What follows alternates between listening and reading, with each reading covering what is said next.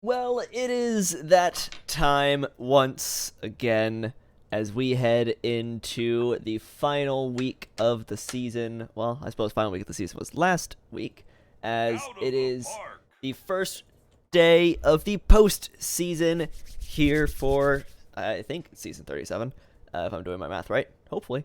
Otherwise, oops. Yeah, playoffs start today. So let me get things swapped over to here. With me tonight to go through this, hopefully not an incredibly long stream, our air crew back once again for day off, playoff day one. And Hello, also Benny hello. the Jet, who's been with me a couple times here. And I think, I don't know if you were playing, did you do a playoff stream last year?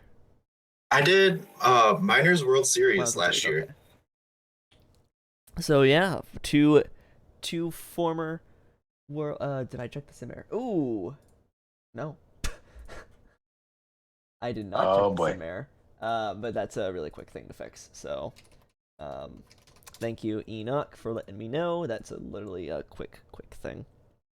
What has been increased to 73 rather than bad. But the problem is, I don't know what the original was supposed to be. So give me a quick second, everyone, as I go check this out. But, we can easily take a look at our matchups here for the minor leagues, because that's where we're gonna start. We doing the minor leagues first, since they are the ones that start first. Okay, so it's 73 and 70. Cool. Yeah, we're gonna have the Firehawks and Kingpins in round one here of the minor leagues, as well as the Wheelers and the Ranas in round one. So all I need to do is these.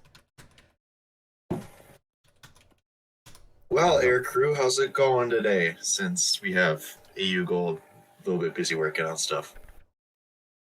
I'm fine. I'm trying to recover from initial half of my left eye, but it's no biggie. Well, you're here, so it's not can't be that bad, right? Well, that's a Nope, plus. it's not that bad. I mean, I have two, so we have two of whatever we can live with one. There you go. All right. Thank you, Enoch. Fix that there for us, so we're good. How are you doing today, Benny? I'm doing fantastic. I've had 6 college classes today. For those of you that don't Why are know, you here? I'm in college. I got done at about 4. Had a quick meal, did some homework, and now we're here. This is stress relief for me. Feels good, man. Stress relief feels good. Stress relief PBE. Playoff PBE at that. Playoff PBE indeed. And with that, we're going to go ahead and dive into day one of the playoffs here. As a reminder for everyone just tuning in, we only watch elimination games. We will be doing box scores for everything else. Otherwise, we will be watching like 30-something games. We are not doing that. We'll be doing box scores only until we get to potential elimination games. So generally the first 2 days of the sim will be just box scores. So we're gonna go ahead and get started here. I'll do the first one here. The Firehawks and the Kingpins going head to head in game one of round one. We've got Nastier Nestor to lead things off pitching wise versus Charles DeBow. Go ahead and get that one underway here. And the Firehawks are going to take game one of that set with a 7-6 win. The Kingpins attempting to come back here in the 6th and 7th, but the Firehawks hang on for the win. Give me just a second. Actually, can someone take the rest of this? I'll do the next one. Just go with that really quick. Yeah. Batting for California. Nate Nitro went 2 for 5 with a run. Koala Kyle went 3 for 4 with 2 runs, an RBI, and a walk. We had 3 RBIs on a 2 for 4 day for Allison Shanes, and then 2 for 5 for Jazz Tyra. On the Chicago side of things, 2 for 5 with a run for Ray Card. The story of the game was Randy Fast Track, a dynamic, going 4 for 5 with 3 RBIs and a run. Also going 3 for 5 with 3 RBIs is Wakabayashi.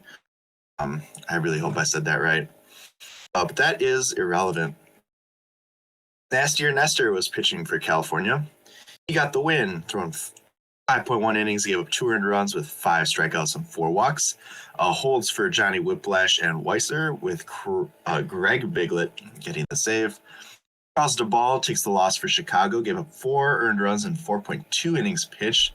But Crony gave up 3 more runs. However, Mason Williams was able to lock it down. Sadly, the team just did not come back.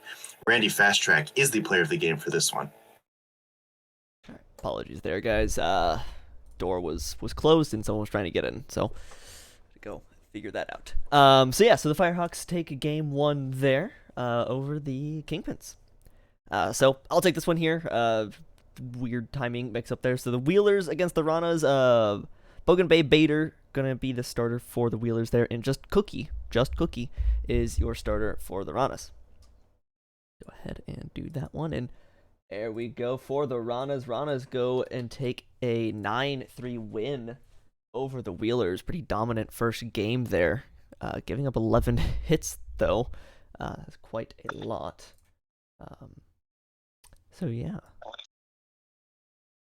Batting wise, a lot of hits on the side of Puerto Rico. 4 hits for Blazing, 3 hits for Faust and Rodriguez, 2 hits for Duke Jr., Strobel Jr., and the bot, Yoey, or I guess Otto Yoey. On the side of Anchorage, 3 hits for Slammer, 2 for Ferris Bueller, and 2 for Idol. A lot of offense on the day, which is a shame for our starting pitchers here, as both of the starting pitchers do not stay in long. Cookie goes only 4 innings. Bader only goes 2 2/3. Jan Vest comes in relief there with a win. Bader does take the loss, giving up 7 earned runs. And Bush Blazing is gonna be your player of the game. So not a great start for either of the starters in that game, but we move forward from that. With that, we will move on, because we do have like this weird disconnect between the minors and the majors, so there's no majors games on the first day there, which means we'll move on to day 2 and do the same thing. We'll go through box scores of the majors, we'll drop down to the minors and go from there. And then before we get to the minors, there's a couple things Luma wanted from me, so I'll remember that to do that. So next up, go ahead, crew, take Crabs and Voyagers. Yep. Game 1 between the Crabs and the Voyagers in New York, with Del Index on the mound for the Voyagers and James Rollins on the mound for the Crabs. Let's see who gets game 1. This one starts with a bang as the Crabs take game 1 on the road. Home field advantage Providence in this one. 5-1 is your final score. 8-4 are the hits. A 2-hit 4 RBI day for Dustin Johnson on the Providence side, whereas a 2-hit day with 1 RBI from Belach Cove for the Voy Boys. The index is the lowest, going 5 2/3 with 2 earned runs, 2 walks, and 4 strikeouts. Mark Murley gets the win in relief. 3 innings and 2/3 of scoreless baseball, with the starter James Rollins getting the no decision. 4 1/3, 1 earned run, with Dustin Johnson the your player of the game with the 4 RBIs.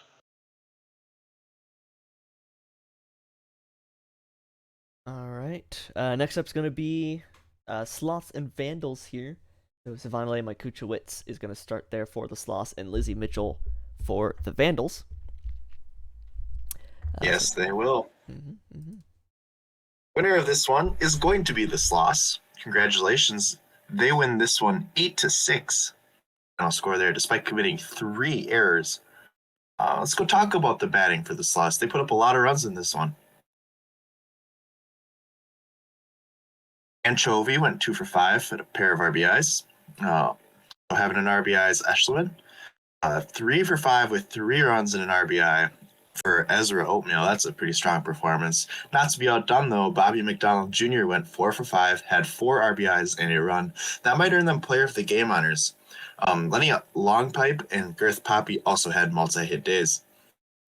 Style Stern for Vancouver went 2 for 5. Sorry. Sorry. Going 3 for 5 with 2 RBIs and a run is Shrub, and 2 for 4 with 2 RBIs and a run is Scruff McGruff. Now we can go talk about the pitching. Svanile Mikudowicz had a very strong performance. 6.1, gave up 2 earned runs, 4 strikeouts, 1 home run. Getting the win, Konstantin Khan gets the save despite giving up an earned run. Lizzie Mitchell takes a loss. They gave up a lot of earned runs. And, the bullpen performed really well behind them, but now they're going to be very depleted. Bobby McDonald Jr. is the player of the game in this one. Basically, Yeah, that'll 80% of the bullpen for Vancouver. Yeah, we'll get to that. That'll be the next sim day.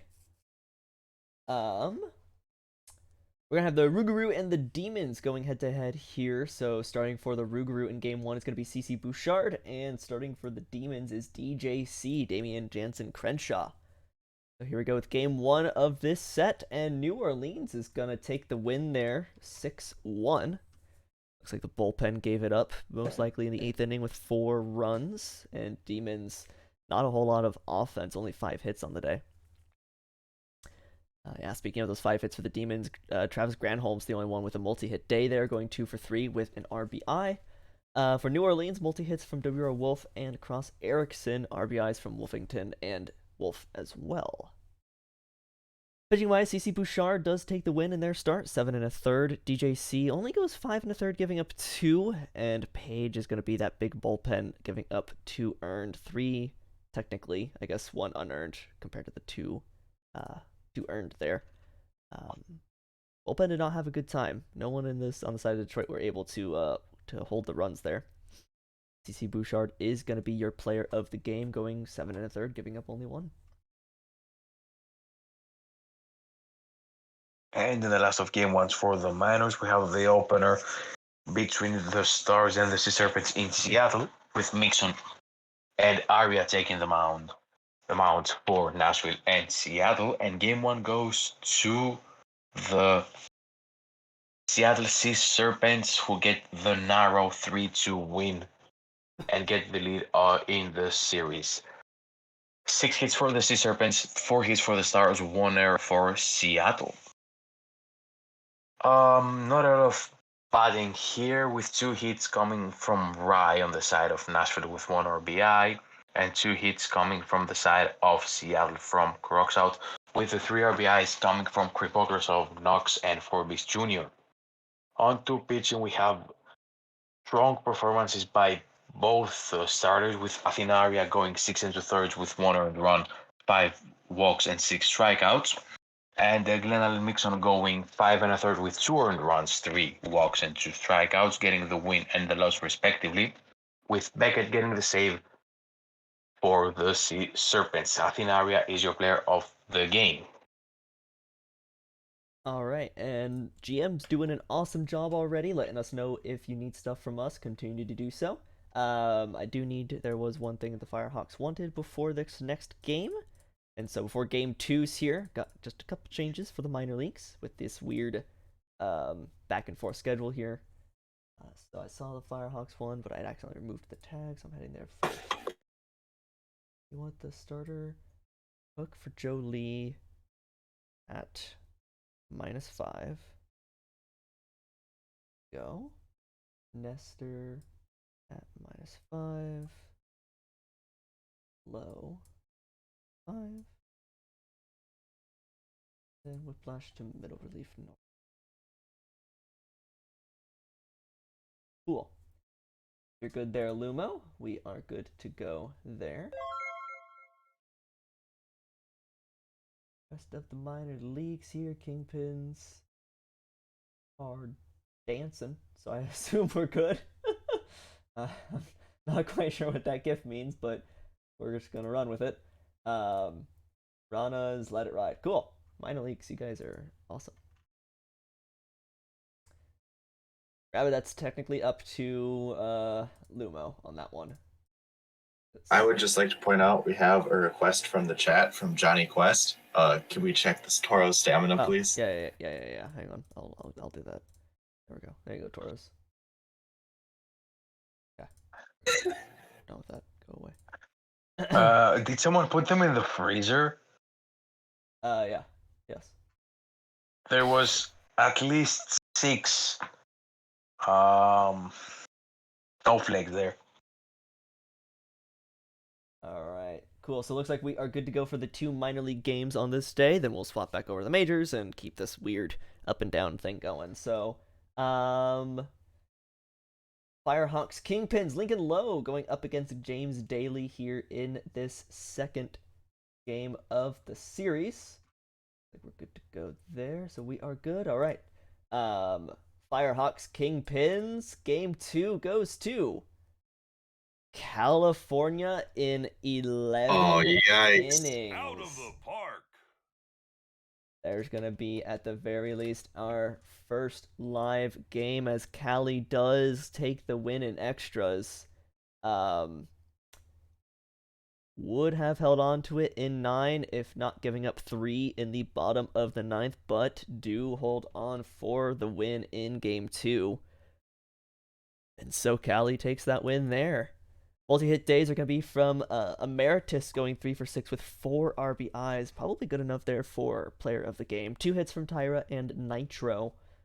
Nitro going with 3 runs, getting on base and getting brought around. A lot of multi-hit days from Chicago. 2 from Brittles, 3 from Proben Crux, 2 from Rake Hard, Shanahan, and Fast Track, and 3 from Wakabayashi. With a couple RBIs all around, but those extra innings are what you needed. Look at the pitching here. Both pitchers go 5 2/3, both giving up 2 earned runs. That's going to be for Lowe and Daly. Bullpens come in and do pretty decent here. Weiser shuts the door. Biglet does get a hold, giving up only 1 earned, but Mansdad takes the blown save as they give up those 3 runs, or 2 of the 3 runs in the bottom of the 9th. Jose 483 24/7 is going to take the win in relief in the 11th.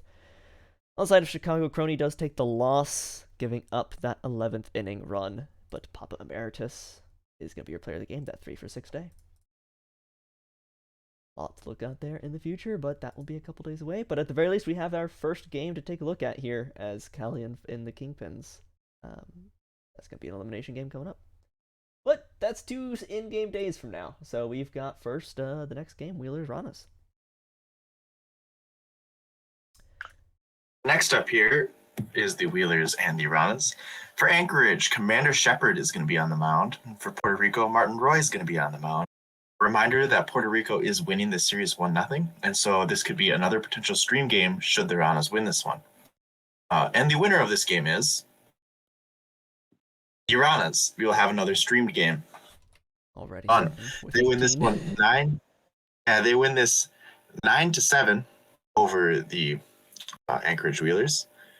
Batting for Anchorage, we had no multi-hit performances and only 1 RBI on the team. Yeah, it looks like that was courtesy of a Chet Hookham first inning solo home run. I read the score wrong. It was 3-1 with 1 run. 9 hits, 7 hits. Yeah, I read the wrong column. Yeah, I realized that, but it is what it is. Giggity Giggity Goo led the way for Puerto Rico on this one. They went 3 for 4 and had a run. 3 RBI day as well for Bobby Duke Jr. Looks like that was courtesy of a 3-run blast in the 6th inning. Again, Shepard's got the start for Anchorage. He went 5 innings scoreless with 3 strikeouts. Littlefield took the loss and the blown save for Anchorage. Over there, Martin Roy for Puerto Rico gave up 1 earned run in 5.2 innings pitched with 3 strikeouts as well. Vandals gets the win, and Chapler gets the save. Martin Roy is going to be the player of the game in this one. Alrighty. There is day 2 of the playoffs. I guess day 2 of the minors and day 1 of the majors. Move on here to day 2 for the minor league or for the major leagues. And I have 6 pings. Okay. Boy boys. Game 2 pen. Yes, sir. There's your pen. Specifically, you want to. So those are no changes, no changes. So wait, flip Joey Moose and Squint. Okay, actually, hang on. Let me do this bullpen first because that's where I'm at. You want middle relief. Often done. Goes up to use normal usage, blah. Montgomery. Oh, Pargo goes to unspecified. Leverage. Goes to middle relief.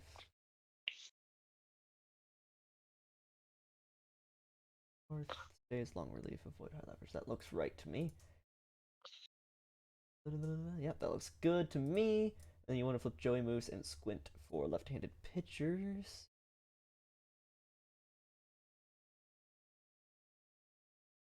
Oh, swaps 6 and 7. Okay, there we go. Cool. There's that. Been tagged to something else. Okay. Cool. So that should be, unless you wanted other changes, cool. Crabs. Down here. I set Mark Murley to unspecified avoid high leverage.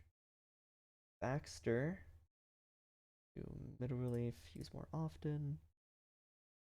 A cool red to middle relief normal. I can. In fact, there you go. Demons. No change. Cool. Vandals. Oh boy. Vandals. Okay.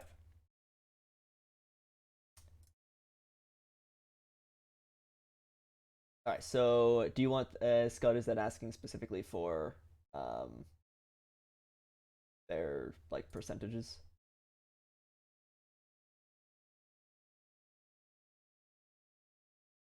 Otherwise, Beatty looks good to go. Dirk is pretty low. Lemonade's pretty low. Percentages. Yeah. Cool. Beatty is 100%. Dirk is 7% as a starter, 28% as a reliever. And Lemonade is 69% as a reliever.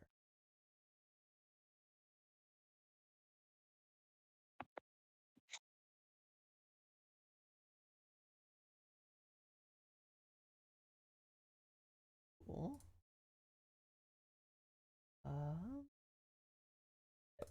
Then that Pepe is at 38%. Tag me again when you guys are done. I'm gonna go on to Serpents, which say no changes, and Crabs, which say cool. Out of the park. Cool. Vandals, no changes. Okie dokie. You know what, Luma? I just cleared it. I just cleared the ping to ping me again on the next sim day because you guys don't have a game today. Cool. Awesome. With that, we'll go ahead and jump into box scores for day 2 of the majors. Here we go. Will we have a ton more? Will we have the max number of streamed games after today? No. Please no. No. Then we'll dive in here to Crabs Voyagers. I think it's my turn now. Yeah, go for it. Should be all right. Game 2 in New York between the Crabs and the Void Boys, and Sports Boy versus Evil Dictator. Providence is up 1-0. And game 2 goes to. Ooh, it's back-to-back road wins for the Crabs. And now it's 2 shots for 1 win for the Crabs to make it to the championship series. 8-2 is your final score. 3 hit days by Johnson and the real name, who are having amazing series. 3 RBIs came from Bobby Roode. And 2 hits came from JQ. For New York, single hit days by TGP, Encarnacion, Ramirez, Paleodorus, and Moose. On to pitching, we have Sportsboy with the win, going 6 innings with 2 earned runs. Evil Dictator gets the loss, going 6 innings with 6 earned runs. And Busta Baxter, the Providence reliever, gets the save, going 3 scoreless innings. Player of the game is a real name. so far. That was is, unexpected. That result was unexpected. This is I sad. mean, I'm sad I would now. expect Providence to win the series, but not to get two games on the road. Yeah, they did take the head-to-head over the Voyagers in the season, so I can see that I going mean, this way. it was But, oh boy. 7-5, but not two road wins. Yeah, that that'll be interesting. We'll have to keep an eye on that. Obviously, that'll be our third game on the day. But next up, we got Sloss Vandals.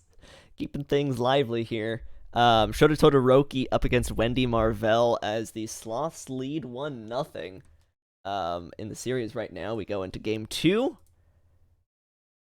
And the Vandals take a win. And we do not, at the very least, have to stream 18 games. We are at least down to 17 now. But 8-6 win, a walk-off win for the Vandals. As a walk-off 2-run home run from Daniel Martinez is going to take the win. Vandals take your first win of this postseason. So Shrub on the side of the Vandals goes 2 for 4. 2 RBIs from Martinez, that home run in the 9th. McGruff and Gan King also go 2 for 4, with Pilsudski going 3 for 4 with 4 RBIs and 2 runs. Though Bobby McDonald Jr. on the side of the Sloths go 4 for 4 with 3 RBIs and a run. That's probably going to be your player of the game despite being on the Sloths. Beatty's going to take the win there for Vancouver in relief after Marvell gives up 5 earned. Khan blows the save there late in the game, and Buendia gets tagged with the loss, giving up that home run in the 9th. But yeah, Pilsudski is going to be the player of the game there. Not Bobby McDonald Jr. That'll go to Pilsudski. We at least have one series that's 1-1.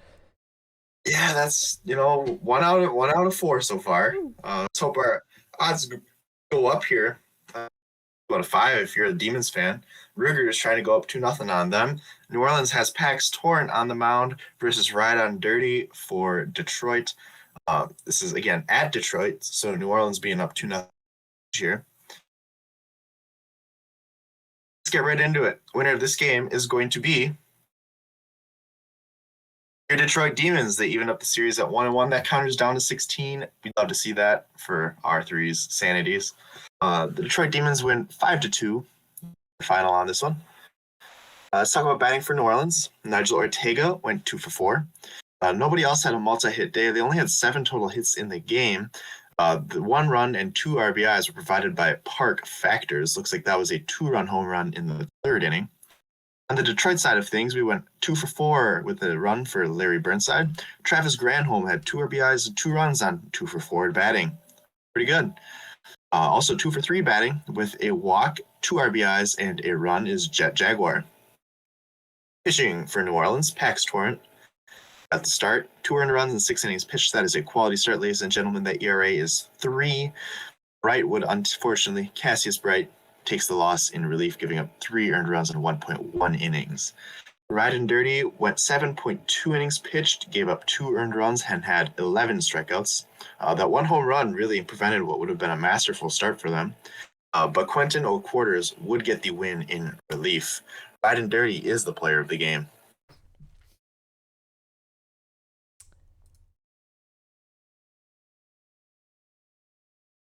All right, last up here, Star Serpents.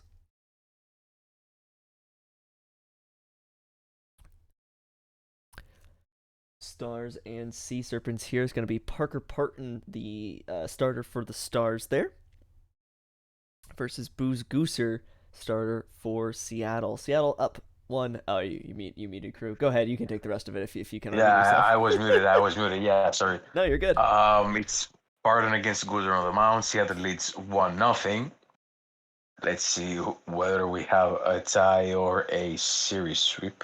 It's a 1-1 series as the Stars win this kind of dominantly. 5-1 is the final score. 9 hits for the Stars, 3 hits for the Sea Serpents. no error on either side. The sole RBI of the side of Seattle came by Jose Seco, whereas for Nashville we have 2 hits from Wright, 2 hits from Andrews, 2 hits from Sov, and the RBI is coming from Frizo, Andrews, Sov, and Yuppers. There was one, not an RBI, it was a ground out, I think. Yeah, it should have been a ground out from Yuppers that scored. Maybe. I don't know. Barton gets the win, the Nashville starter, with only 1 earned run and 9 strikeouts in 7 1/3. 1 1/3 for Boost Gooser, who gets the loss with 5 earned and 3 walks. Parker Barton is your player of the game. Alrighty, that's gonna finish up the day there for the majors only day. That'll go ahead and send us on to the next in-game day. Majors are off. We've got the minors on. Both of these games are going to be live, so we'll dive into those here momentarily. But looking for some stuff from minor league teams. We've got the Firehawks wanting a thing. Specifically stam check just in case. Looks like Girk and Weiser are the only ones that are to be concerned. You specifically want Whiplash to be set up. And 7th or later. Cool. There you go for your Lumo, unless you want anything else wild changed. Kingpins. Stam check for the Kingpins. Stam, you've got Blizzy at orange and Jenkins and Crony at yellow.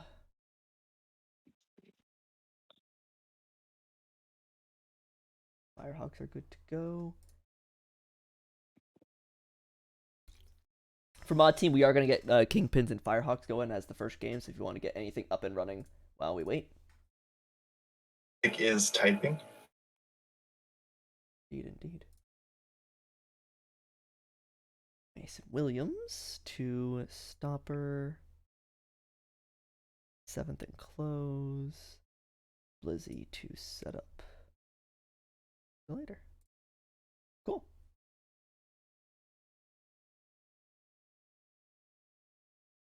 There you go for Williams and Blizzy. Williams stopper 7th and close. Blizzy set up 6 or later. Sweet. Then we are good to go for game 1. Game 1 finally live on stream and no thing. So manage game. You jump in here. Ooh, it looks like a Kingpin sweep here.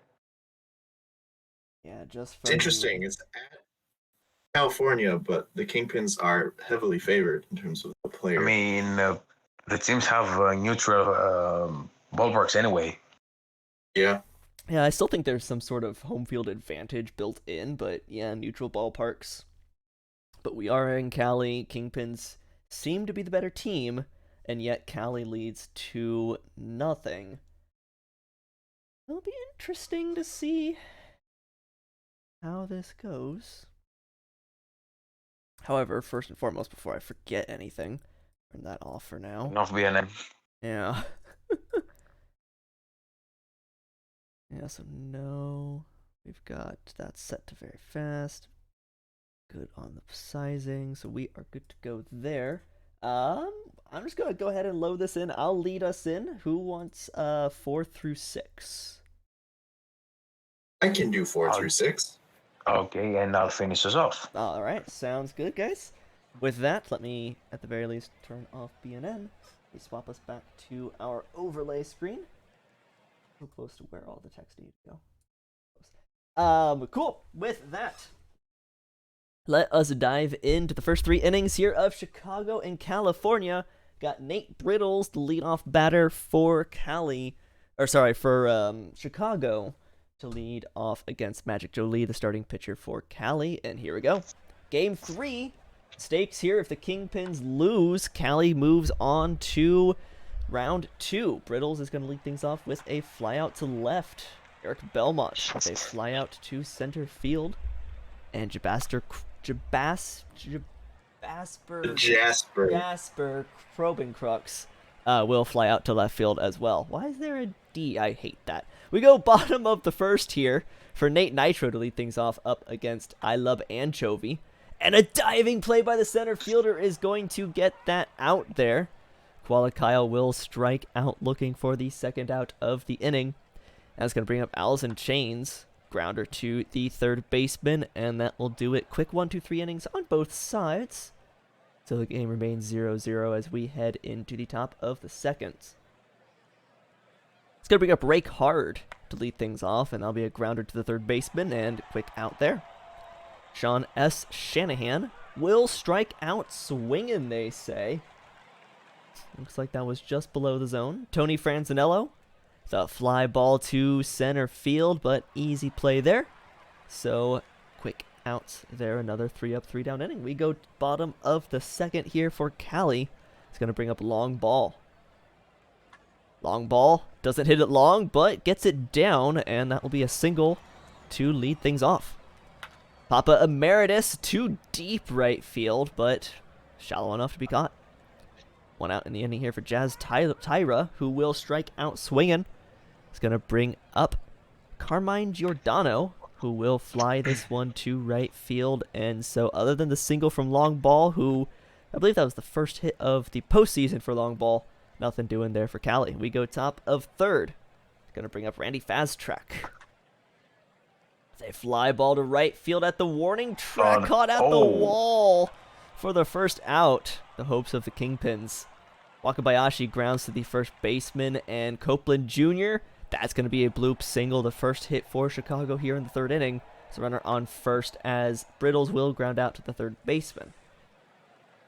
Whole lot of nothing so far for both teams. Singular hit between them. We go bottom of the third for Ren Foster to lead things off for Cali. It's going to be a bloop single into center field. Runner on first there for Danny Brennan. That's going to go into right field for a back-to-back single for Cali. Runners on the corners here for Nate Nitro with no outs. Grounder to the second baseman. They'll get the force out at second, but not enough. They don't get the double play, but they do concede the run, so Cali is up 1-0. Koala Kyle will take a walk. Runners on first and second for Allison Chains with only one out, but Nitro will steal third, so runners on the corners here. As Chains, a little dribbler to the third baseman, and Cali scores again, up 2-0 now. And it's an infield single for Allison Chains, so still only one out there for long ball. It's going to be a fly ball to center field, and bobbled by the center fielder, a fumble bumble. Puts bases loaded here as Emeritus drops that one just shy of the center fielder as the third run comes across in this inning for the Firehawks. Bases loaded here for Jazz Tyra still. And that's going to drop into shallow right field as another run will score. And now it's 4-0 California. Giordano with bases loaded and only one out. And they pull I Love Anchovy to put in Caroni. And that's going to be a double play to finally end this inning. Cali's up 4-0. We go top of the fourth. Take it away, Benny. Well, if the Kingpins are going to remain in the series, their offense has to get going. Eric Belmont starts it out with a leadoff walk in the top of the fourth. Next up is Jasper Probencrux, who lines out to center. With one down, there's Rake Hard, check back. Belmont's there in time. Rake Hard is going to hit into a single play, not turn it at second. Shanahan is going to hit a tapper to the pitcher, and then leg it out. That will be an infield single. So 2 men on with 2 men out here for Franzinello, who gets the strikeout looking. Now there's 0 on the board for Chicago. California returns in the bottom of the fourth, looking to add to their 4-run lead. Leading off is going to be Ren Foster with a deep shot into center field, but not deep enough. The center fielder does get a glove on that. Danny Brennan's up next, who's going to hit a slicing line drive for out number 2. And then Nate Nitro is going to get one down just in front of the left fielder. That's going to be a 2-out single. While Kyle then is going to hit a tapper, which the shortstop fields and touches second base to retire the side. Top of the fifth, here we go. We got 7, 8, 9 do it for Chicago. Randy Fast Track leading off. That's going to be a single right up the middle. Good start for Chicago. Oh, they're going to keep running. Bobble by the center fielder. And Fast Track finds himself on second. Leadoff double. Wakabayashi is going to then fly out to center. No tag up. Let's bring up Jim Copeland Jr., who's going to ground up. 2 men down, man on third. Nate Brittles is going to strike out, though, so they're not going to be able to push a run across. Bottom of the fifth we go. Still 4-0. They have 3, 4, 5 due up. Allison Chains at the plate is going to hit a pop fly to the catcher for out number 1. Long ball is going to draw a walk and even have to hit the ball to get on base. Papa Emeritus up next is going to hit a infield single. Third baseman did not field that in time. Best Hire is then going to draw a walk, and we have the bases loaded up again with 1 out. There is another single by Carmine Giordano that's going to plate 2 runs. It is now 6-0 California. It is getting out of hand for Chicago. Ren Foster now at the plate is going to hit one into left field, but that's going to be caught for out number 2. There is no tag up. Danny Brennan then is going to hit a line drive to the first baseman for out number 3. Now it is a 6-run ball game. We go to the 6th inning. Chicago finds themselves down in their elimination game. Eric Belmont at the plate is going to hit a tapper to the pitcher. That's going to be out number 1. Jesper Probencrux is going to draw a walk. So there is a base runner for Chicago. Probencrux is on their way to second. They're going to get there. Rake Hard now with a man in scoring position is going to fly out to center field. No tag up from Probencrux. Shanahan then is going to watch as there's a pass ball, and Probencrux finds themselves on third, and then Shanahan will draw a walk. The inning continues. Tony Franzanello at the plate. Shanahan on the move. There's an error by the shortstop. Chicago finds its first run via the error. Still 2 down, 2 men on for Randy Fast Track, who's going to hit into the ground out to end the. So they got 1 run back, but it's still down 5 runs. As we go to the bottom of the 6th, they have 1, 2, 3 due up for California. Nate Nitro is going to watch strike 3 go by. Here's out number 1. Next up is Koala Kyle, who's going to hit a fly ball to center field. Center fielder barely has to move for that one to retire the out. And then Allison Chains is going to hit a loud single that gets down just in front of the right fielder. Long ball at the plate next is going to K. So that's going to send it to the 7th inning and Air Crew in a 6-1 ball game. Here we go to wrap this one up. The Firehawks are looking like they're going to close this one out in a clean sweep as Wakabayashi grounds out for out number 1 for Chicago, with Jim Copeland Jr. following shortly after. Nate Riddle with 2 outs gets an outfield single right along the left line, but that's a pop-out by Eric Belmont retiring the side. 6.5 innings in, it's 6-1 California, and it looks like that's all she wrote for this series. And to put the exclamation point here, Papa Emeritus for the Firehawks throw hits the solo shot 384 feet out of here, and the Hawks add to their lead. It's 7-1 now. I don't think there's a way back. And do they go back to back? No, they don't. It's out number 1. The throw is in time for out number 2 against Giordano. And that's a fly out by Ren Foster. It's 7-1 California, as the chat reminded me of something I said last year, but there's no way it goes around now. Trust me, it's too late. I'm sure of it.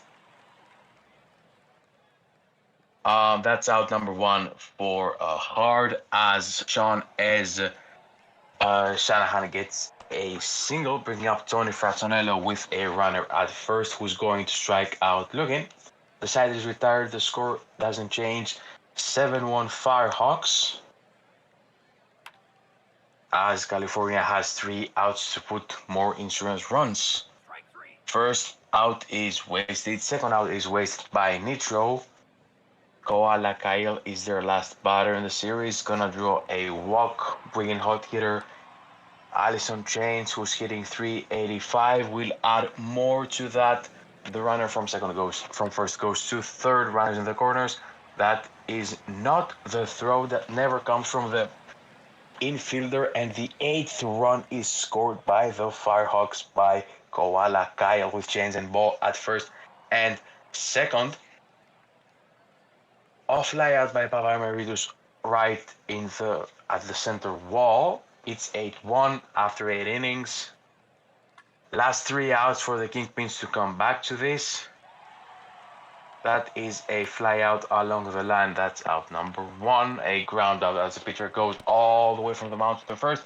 And a swing and a miss by Jim Copeland Jr. to wrap the series up as the Firehawks sweep the Kingpins 3-0 with an 8-1 win. Congratulations to the Firehawks for advancing. Congratulations to the Kingpins for a great season. Now on to the box score. 2 hits by Shanahan for Chicago, 3 hits for Chains, 3 hits for Emeritus, 2 hits for Ball for California, with 2 RBIs coming from Emeritus and Giordano. Jolie gets the win, the California starter. Anchovy gets the loss, the Chicago starter. And our player of the game is Papa Emeritus.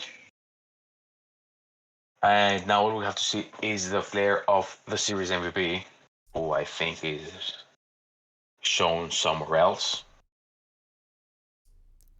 Yes, the series MVP is Papa Emeritus, the third baseman, going batting .467 with a 500 OBP and a .933 slugging with 2 home runs and 6 RBIs. That was a nasty series. Holy cow. 467 in 3 games. That's wild. That's nasty. It's 7 hits good as it gets. at-bats. Yeah. Oof. Well, one series down. One more minor series to go before we move on back to the majors. We have the Ranas and the Wheelers. Ranas currently up 2-0 in the series. Wheelers looking to get a win at home to stay alive. Ranas. Oh, yes. Thank you, Musha, for reminding me. Ranas would like a stamp check. So Chapler, Vess, and the Vandals are all in the yellow-ish. Up to you to decide what to do with the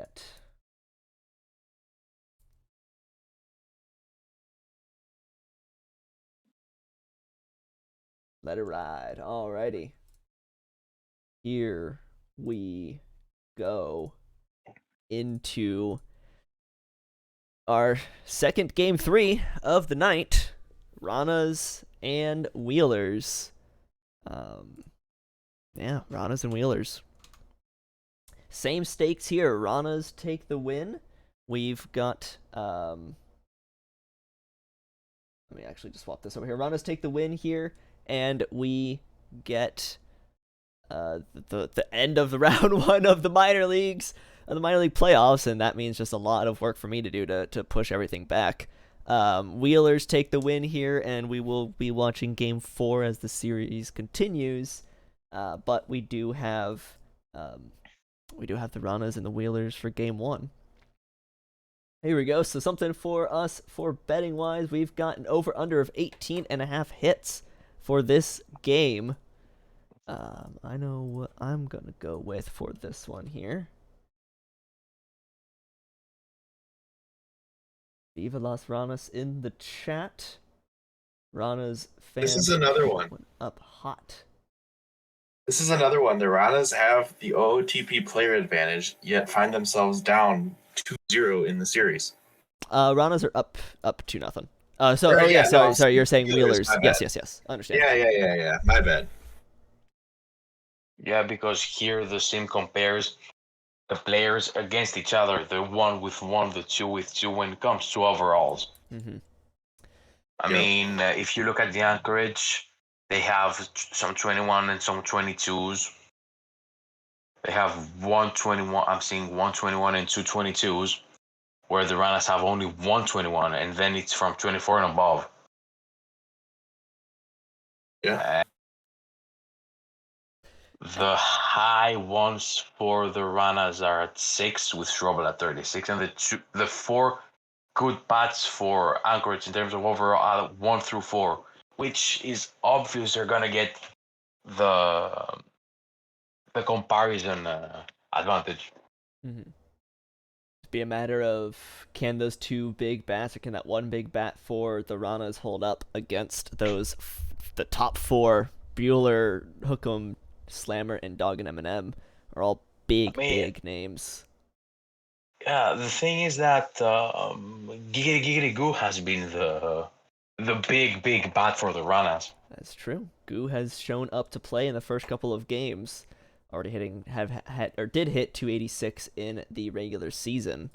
So we'll have to see how this one goes. We jump in here. Who was first third this time? I'll do it. You want it to go? Sure, I'll do it. Sounds good. Okay. We're going to have Trevor Tulowitzki leading off against Dolores Clifton here. Rana's playing at Anchorage.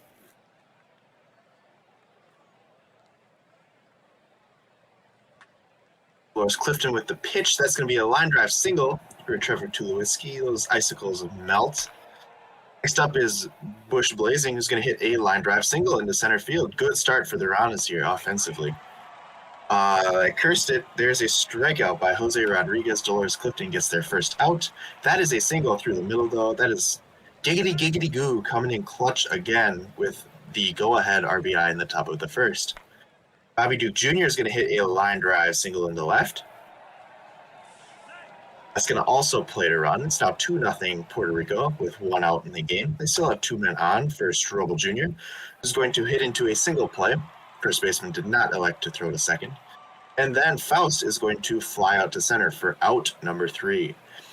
Anchorage comes to the plate down early, but they do have a chance to come back. It's still a long ball game. They got Ferris Brewer Jr. leading off. They're going to do so with a ground out to shortstop. Chet Hookham's up next, who's going to hit a tapper to the pitcher that they're going to leg out for an infield single. Rick Slammer now at the plate is going to get one past the second baseman.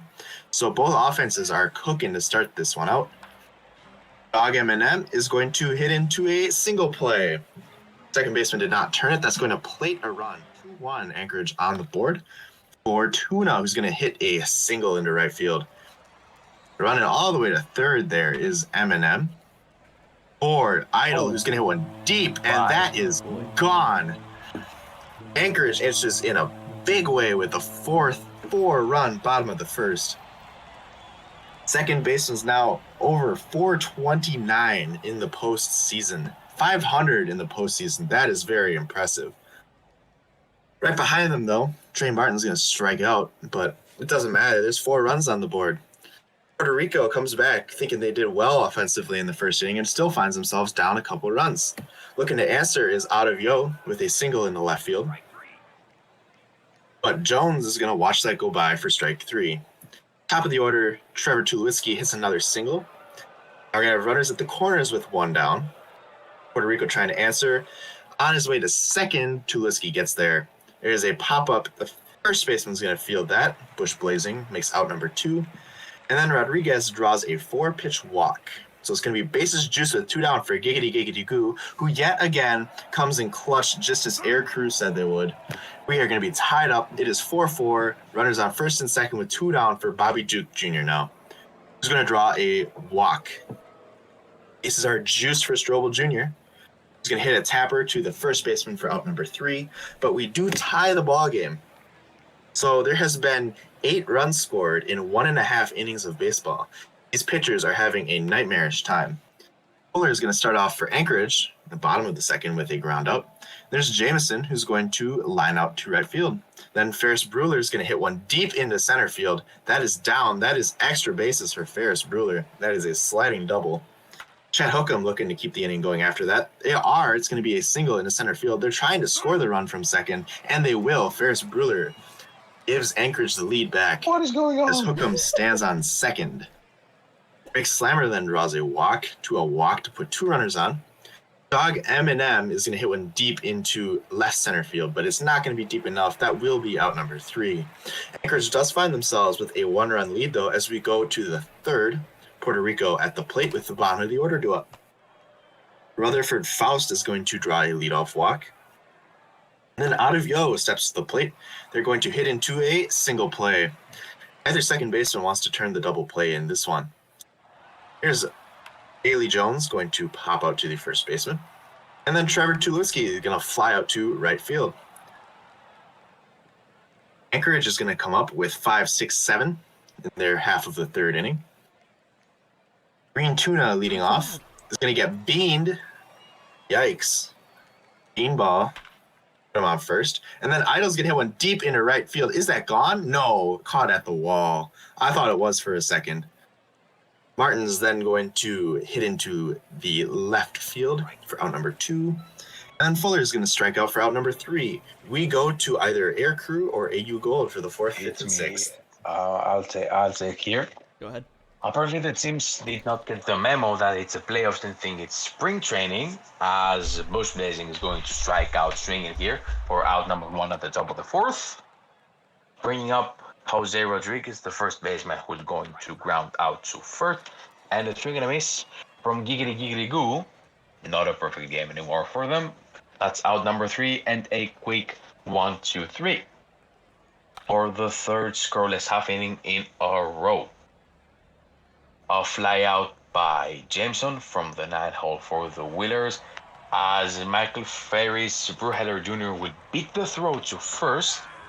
And here comes the double play, and the side is retired as Anchorage still holds the lead 5-4 in a game where the hits are tied 7-7. Braddock Jr. will swing and a miss. Out number 1 against Puerto Rico. And another swing and a miss, Skylar Sturville Jr. for out number 2. Let's see what Rutherford Faust has. A hit through the middle.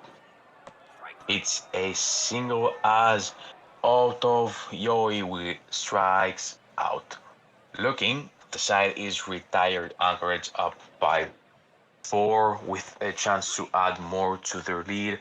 A check swing by Rex Lammer is called a strike. That's strike number 3 and out number 1. Dogging Eminem, the left fielder, will strike out, swinging out number 2. The bats have cooled off as Green Tuna will ground out to the first baseman. It's still 5-4. The bats have gone cold.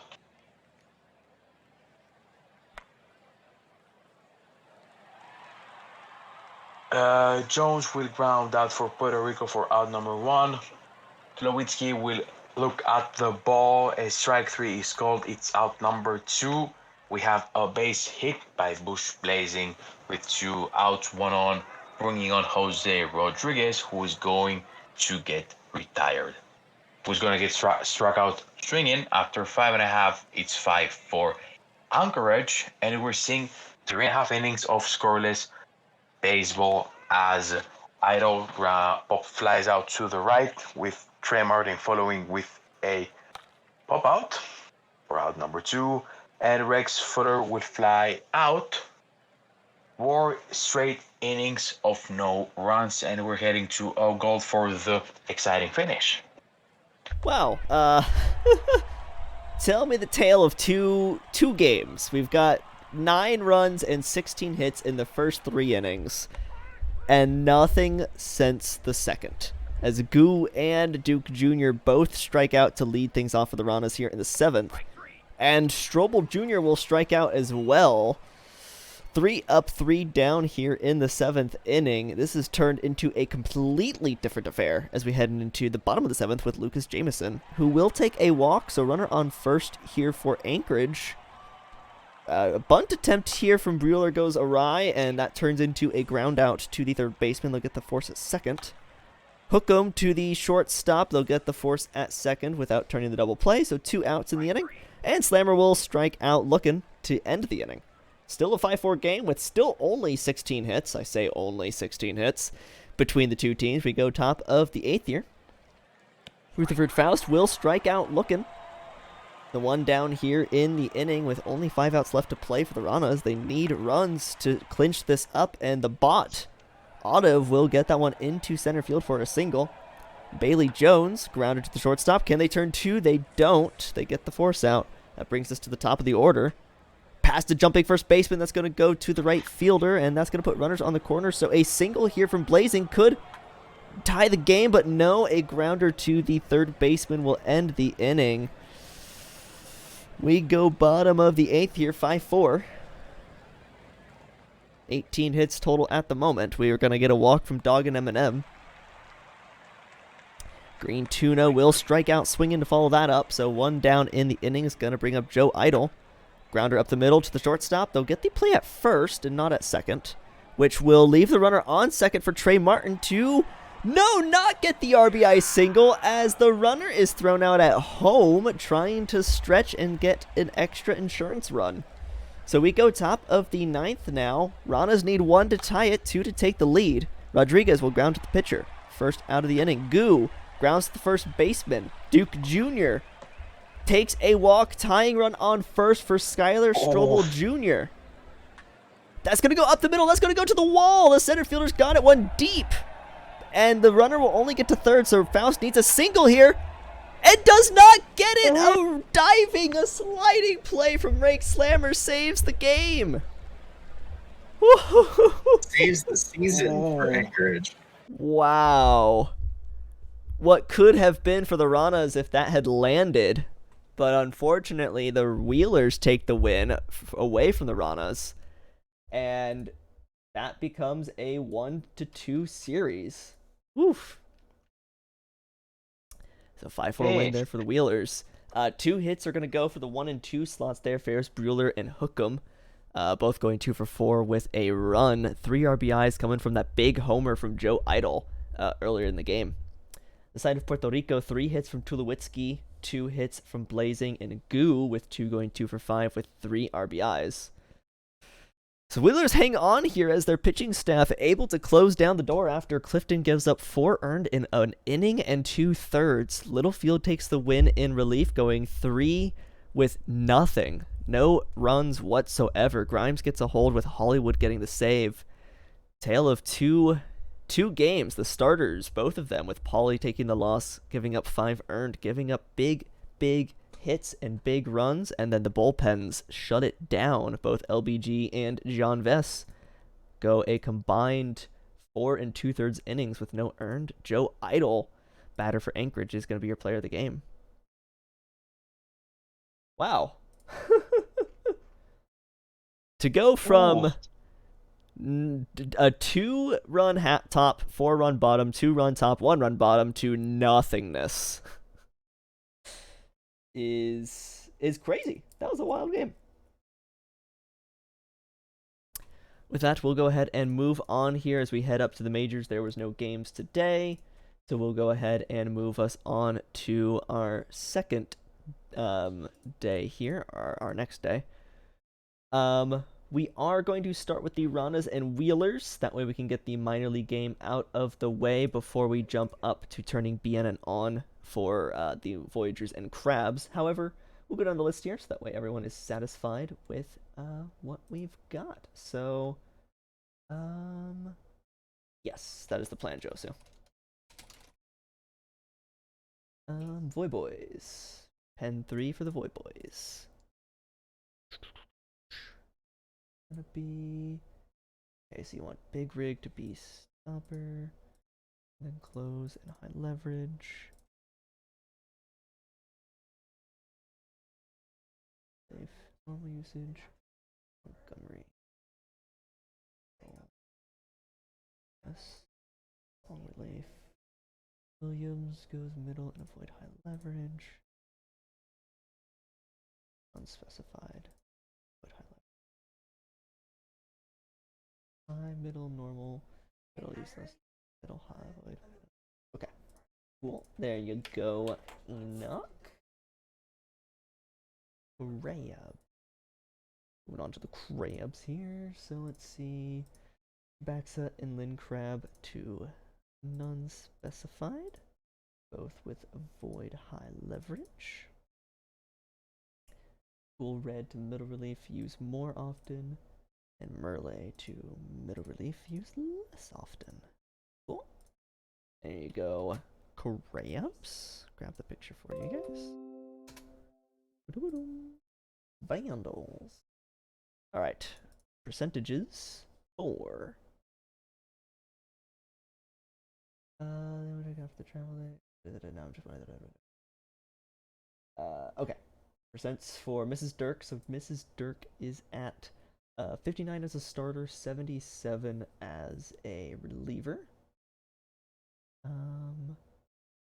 Gutter is 71% as a reliever. And Beatty is 82% as a reliever. So 59, 77. Go through this one more time. 1 and in the specific order you put their jabs, those are your values. Serpents, no changes. Alright, Rana's Let It Ride. Wait. Alright.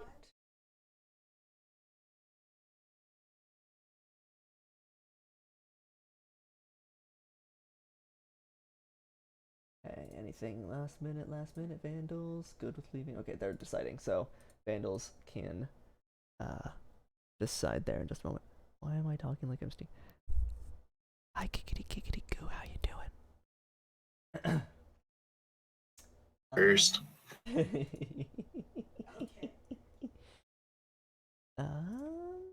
Taking a look there, leaving it good as is. Scud needs to respond to that, but Scud was typing.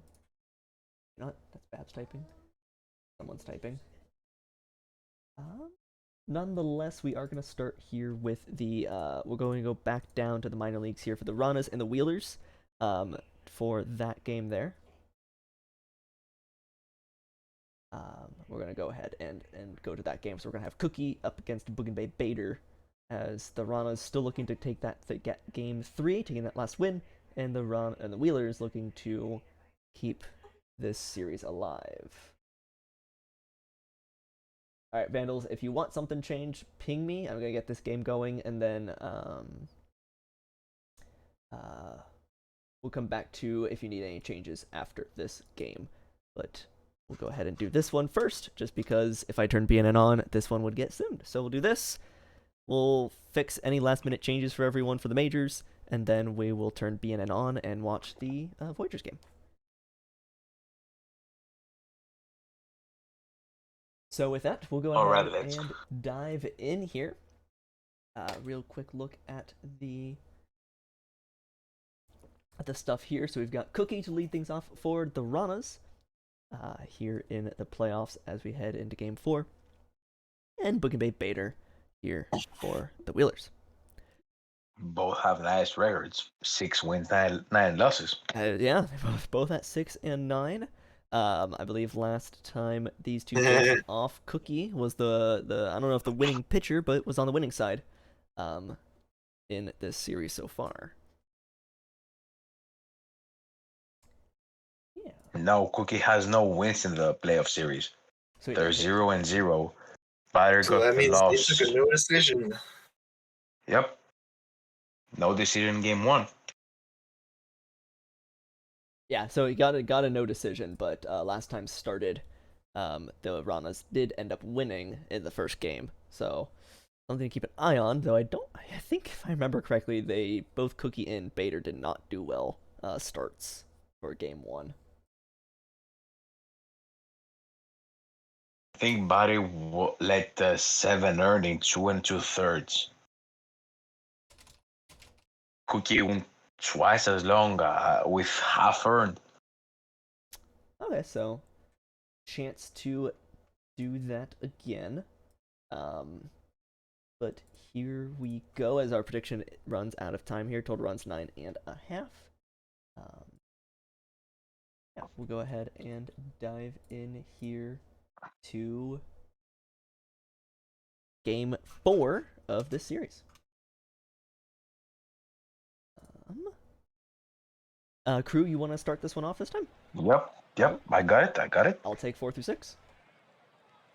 Alrighty, here we go. We are back in Anchorage for game 4 of the series between the Wheelers and the Runners.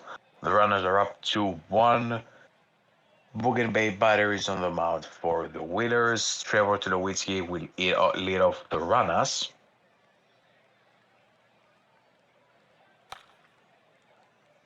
As Tulowitzki will ground out to the first baseman for out number 1.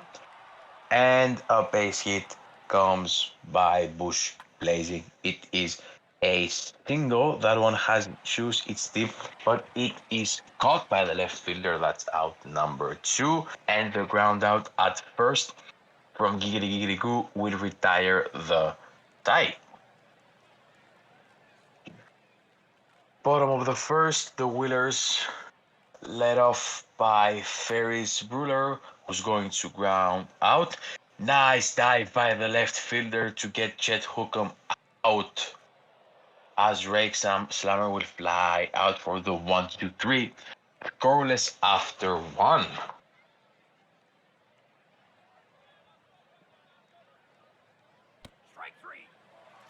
Brian Duke Jr. would strike out swinging. That is out number 1 at the top of the second. Full count for Strobel, who's going to ground out to first.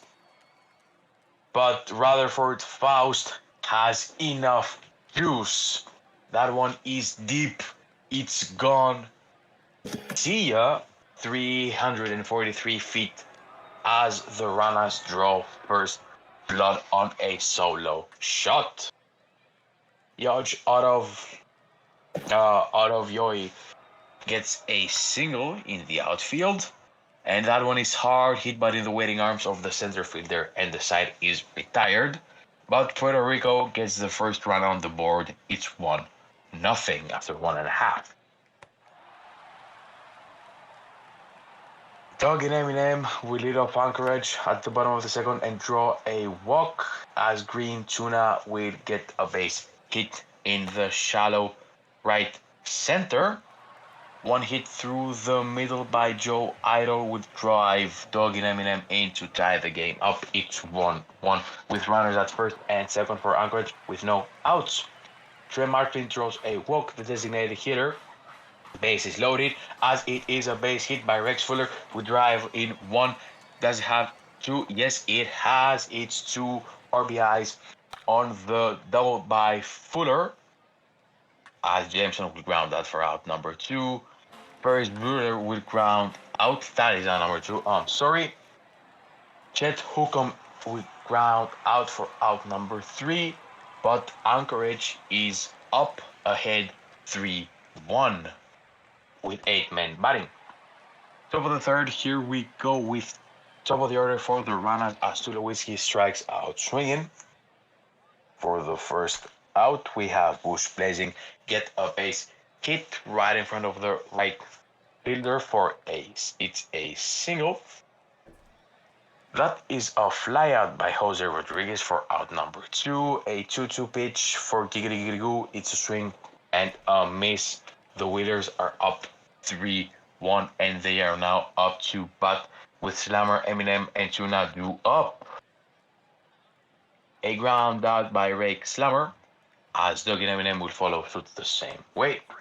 Green, Tuna swings and misses, and the side is quickly retired 1-2-3, as we're heading over to Gold with the Wheelers up 3-1.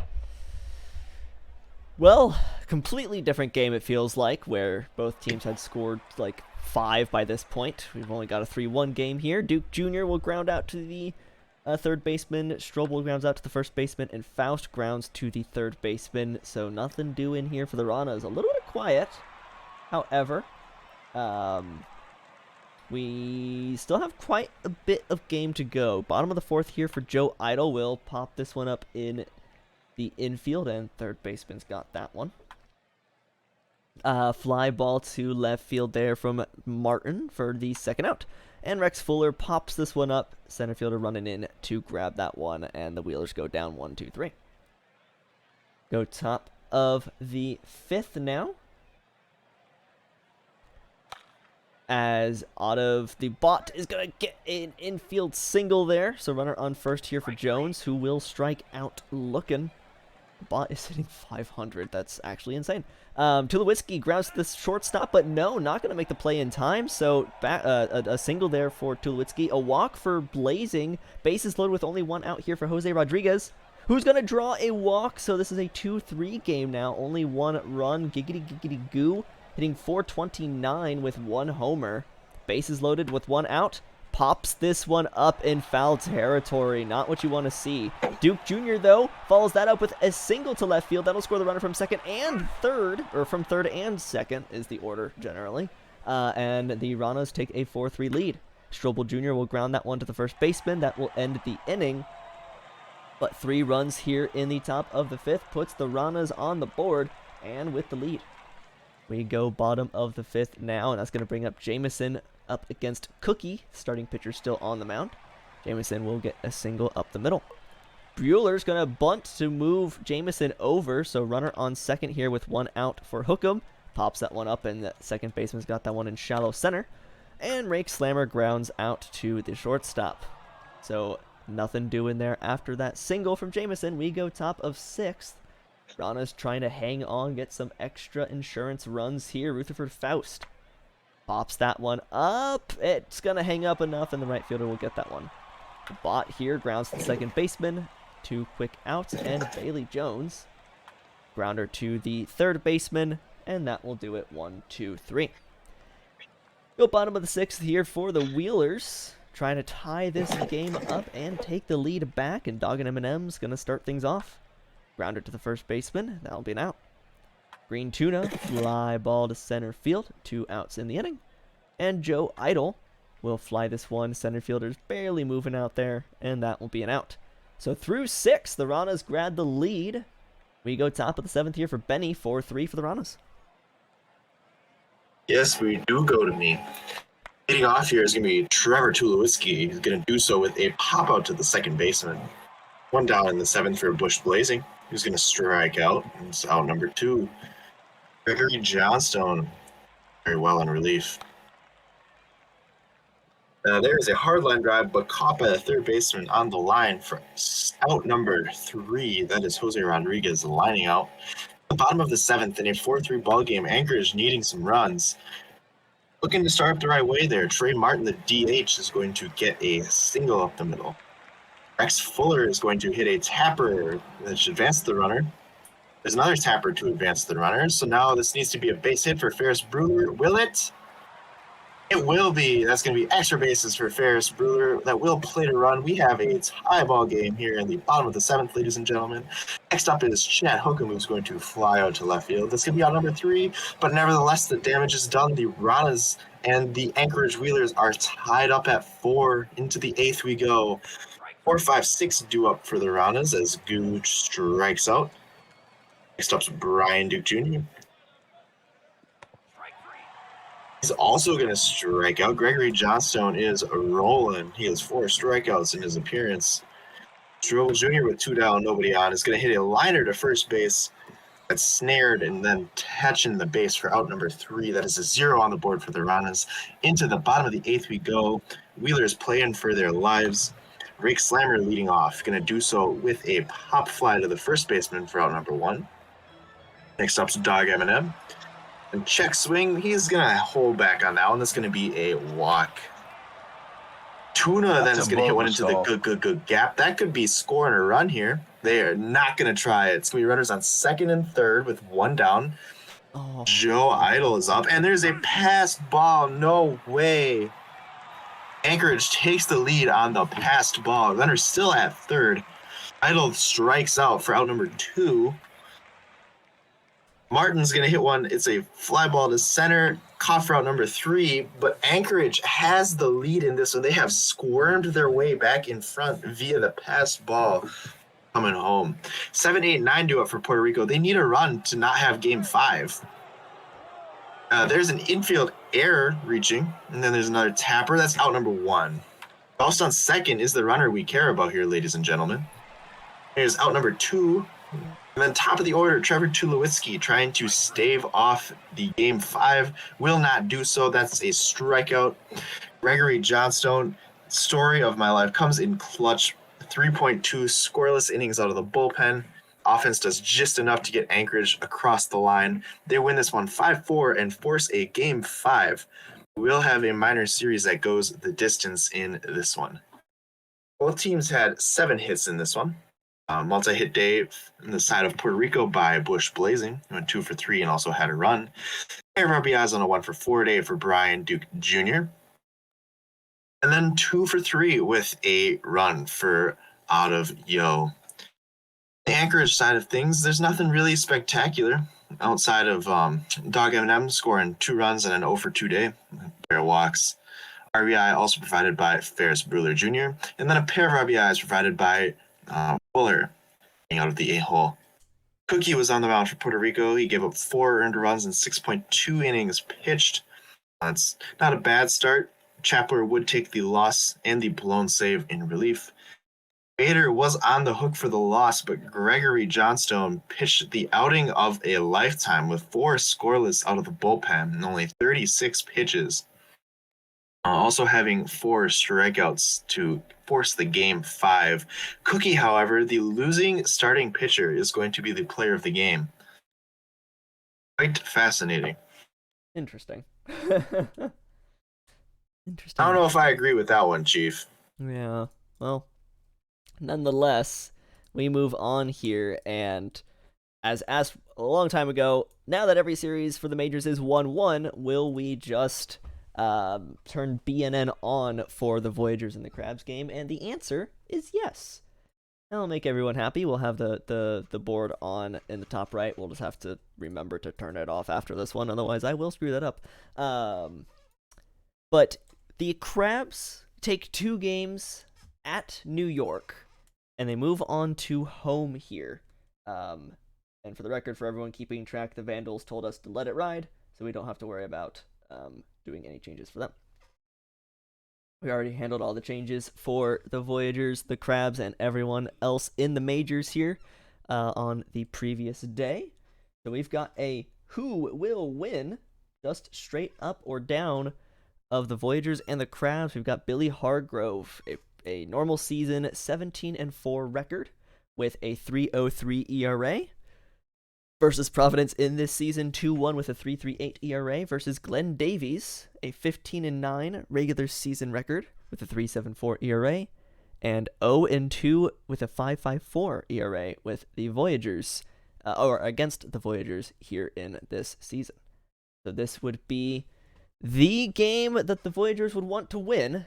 Keeps them alive and keeps them going through this playoff. If the Crabs take this one, then their season is there. I mean, the Crab season continues, but the Voyagers season would end. That we're gonna go ahead and wait for this prediction for just a little bit longer here. I'm not gonna predict. I'm not gonna bet. Not gonna bet. So with that, we've got our BNN on. I'm gonna load us in and not start the game yet. That way I can put the BNN board back up.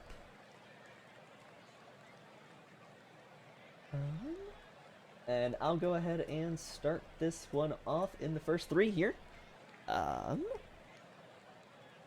Yeah. So, Voyagers versus the Crabs. TGP is going to lead things off up against Glenn Davies, the starting pitcher for the Crabs. So here we go. Game 3 of this, Game 3 of this set. Wow. Would help to make the games the same time, and that's unfortunate that that's not how that happened. TGP is going to fly out to right field. Frankenstero will strike out swinging, and Encarnacion will take a walk, so runner on first here for Ruben Ramirez, who will hit this one deep to center field, but that will be an out. It's going to take us to the bottom of the first here for a real name to lead things off for the Crabs. That'll be a fly ball to right field. and that'll be the first out. Dustin Johnson will get that one down in center field. It'll bounce up against the wall, and that'll be extra bases. That'll go down as a double. And Will Love crushes one to right field. That is way gone. That is Love to see it. 422 feet of way gone. Do you love me? I don't know. Guess we won't find out. But that is 2 runs here in the bottom of the first. Bobby Roode will strike out swinging. That's going to bring up JQ with a 2-2 count, who will strike out as well. Providence jumps out in front 2-0. We go to the top of the second here for the Voyagers. Dusty Stradley to lead things off with a fly ball to center field. Center fielder's got that one pretty easy. Squints Palladores will drop that one into left field for a single. That'll bring up Joey Moose, who will strike out looking. So I'll bring up Mudcat Skelton. Grounder to the first baseman, and that will end the inning for the Crabs. Or for the Voyagers. And for the Crabs, I suppose. We go bottom of the second here. The 2-0 lead. We've got Cookie Monster. Different person than Cookie. That's a different player. But Cookie Monster gets the one over the head of the center fielder, and that drops in for a double. That's the first hit of the postseason for Cookie Monster, as Whiskey Fuse flies out to right field, and Monster moves over to third. Alligator's going to get that one into left field for an RBI single, and Providence has a pretty solid lead here through 2. Alligator is going to get thrown out trying to steal second. Heard about that stolen base attempt in the minors and tried it for himself unsuccessfully. Stargasm grounds out to the third baseman, and that's the end of the bottom of the second. We go top of third for Belloc Cove, who will strike out swinging. TGP is going to follow that up with 1 out, and will strike out as well. 2 quick outs in the inning there. JR Frankenstero with 2 outs, hitting 111 at the moment for the Voyagers, is going to get the one into right field, so runner on first there for Encarnacion. Frankenstero trying to steal, does so successfully. Runner on second for Encarnacion. He's going to drop that one into left center field, and that will easily score a run. So the Voyagers do put a run on the board, but it is only 3-1. Ramirez grounds to the first baseman, and that will be the end of the top of the third. We go to the bottom with a real name, hitting 500 to lead things off here for the Crabs. That will get into left field, and that will drop in, now hitting over 500 with a single to left. 600 hitting Dustin Johnson will take a walk. Runners on first and second there for Will He Love Me? And he will take a walk. Oh. Guess he does, because I like walks. Bases loaded, no outs. Bobby Roode hitting 100. Pops that one up, unfortunate. JQ to center field. That'll be an out, and they'll score easily that run from third on the sac fly. So first and second here with 2 outs for Cookie Monster. And that's going to drop into left center field. That'll easily go for a double. Make that a double and 2 RBIs, and this is now a 6-1 game. Whiskey Fuse here to finish off this inning with a fly ball to right center. The Crabs score 6 runs in the first 3 innings. I'll send it over to Benny in the top of the fourth. Yeah, the Crabs find themselves standing on the neck of the Voyagers as we go to the fourth. Voyagers desperately needing an answer. Dustin Stradley is going to start off with a single in the left field, and then is going to be on his way to second with a stolen bag. Squints Palladores now with a runner in scoring position is going to leg out an infield single. So now we're going to have runners at the corners with nobody down for Joey Moose, who's going to hit one very deep into center, but not deep enough. No tag either. I'm surprised by that. Why? Is that a double play? It is a double play. Providence erases any chance of New York scoring right there. Big Sadgers. Into the bottom of the fourth, 8-9-1 due up for Providence. Mr. Alligator is going to leg out an infield single. Neither pitcher can really throw over to first base, I guess. Stargasm follows it up with a strikeout. Our real name follows it up with a strikeout. And there's a stolen base attempt, going to be there safely. Mr. Alligator on second as Johnson hits a single. That's going to plate another run. It is 7-1. Providence is all over this game. Next up is Will Love, who is going to ground out to shortstop. Was not feeling the love that time. Into the 5th we go. New York now finds themselves in an even larger pit as Bella Cove grounds out to 2nd. PGP grounds out to 2nd. And then here's Junior Frankenstero who's going to ground out to short. Quick 1-2-3 inning there. Glenn Davies is pitching very well for Providence. The bottom half of the 5th we go. Bobby Roode at the plate is going to ground out to first. Steps JQ. Sky one into left field. Caught in foul territory by the left fielder there for out number 2. And there is Cookie Monster grounding out for out number 3. Still 7-1 as we go to the 6th. Run production has seemed to calm down a little bit, maybe. No, here we go. Encarnacion is going to rope one just past the right fielder. That is a sliding double. Start off the inning right for the Voyagers. There's Ruben Ramirez with a deep shot into left. That is gone. There is a little bit of an answer. Ruben Ramirez is going to go deep and gets the 2nd and 3rd runs of the game for the Voyagers. In the top half of the 6th, that was a certified mood shot. Dustin Stradley is going to follow that up with a ground out to short. Next up, Squints Palladores is going to ground out to short. Joey Moose then is going to ground out to 2nd. So a pair of runs come across for the Voyagers, but it's not enough to really get them back in the game. To the bottom half of the 6th we go. Providence trying to answer for those couple runs. Whiskey Fuse at the plate is going to hit one deep into right field. There is not your answer. It is caught at the wall. I thought that was going, but it didn't. Mr. Alligator is then going to pop out in the infield, and then Jet Stargasm draws a 2-out walk. Tucker Montgomery into the game now. A Real Name is going to hit a single into left field. It's going to bring up number 2 hitter Dustin Johnson, who's going to hit a single, and there is potentially, yes, there is 1 run coming back across for Providence. It's back up to a 5-run ball game. 2 down, 2 men on for Will Love, who's going to hit a tapper to the catcher. Not going to be able to lick that one out. That is out number 3. We go to the 7th, and we go to Air Crew. Finish out this game. To wrap this up.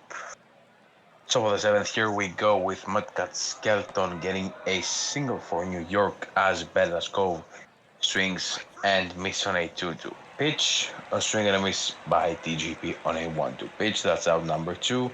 And that is a strikeout looking by J.R. Frankenstero as New York goes down 3 up, 3 down, bringing up Providence and the 7th inning stretch with everyone singing "Bring Me to the Ball Game," taking me out to the ball game. Sorry, it's a double by Bobby Roode here, and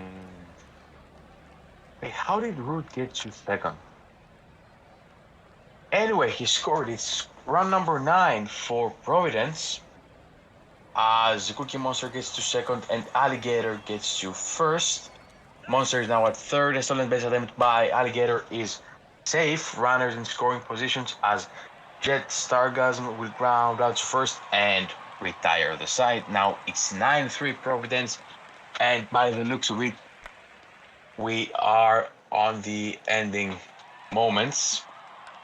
Providence will win the series 3-0 as Encarnacion grounds out. Ramirez gets a single. Dustin Stradley will fly out to the diving catch by the right fielder. That's a passed ball. That's a wild pitch, I'm sorry. The runner advances to 2nd. A swing and a miss by Palladores, out number 3. Bottom of the 8th. The last 3. I'm sorry, the last 3 outs for Providence. A Real Name draws a walk, hitting .538 in this series. That's a base hit by Dustin Johnson, who is batting .667. Stolen base attempt by Johnson, safe. Runners at 2nd and 3rd for Will Love. Whoa! Why was Dustin Johnson cut out here? What happened? He got gunned down on the steal attempt. Yeah, Roode was beamed, I guess, or was it a base? The bases are loaded. He gets a single. It's an RBI single as a Real Name crosses the home plate. That's run number 10. That one is hit high, it's hit deep, but it's gonna get caught. Runner for 3rd tries for home. Safe. Scores. The runner from 2nd advances to 3rd. Runners in the corners. As there's a ground out by Whiskey Fuse.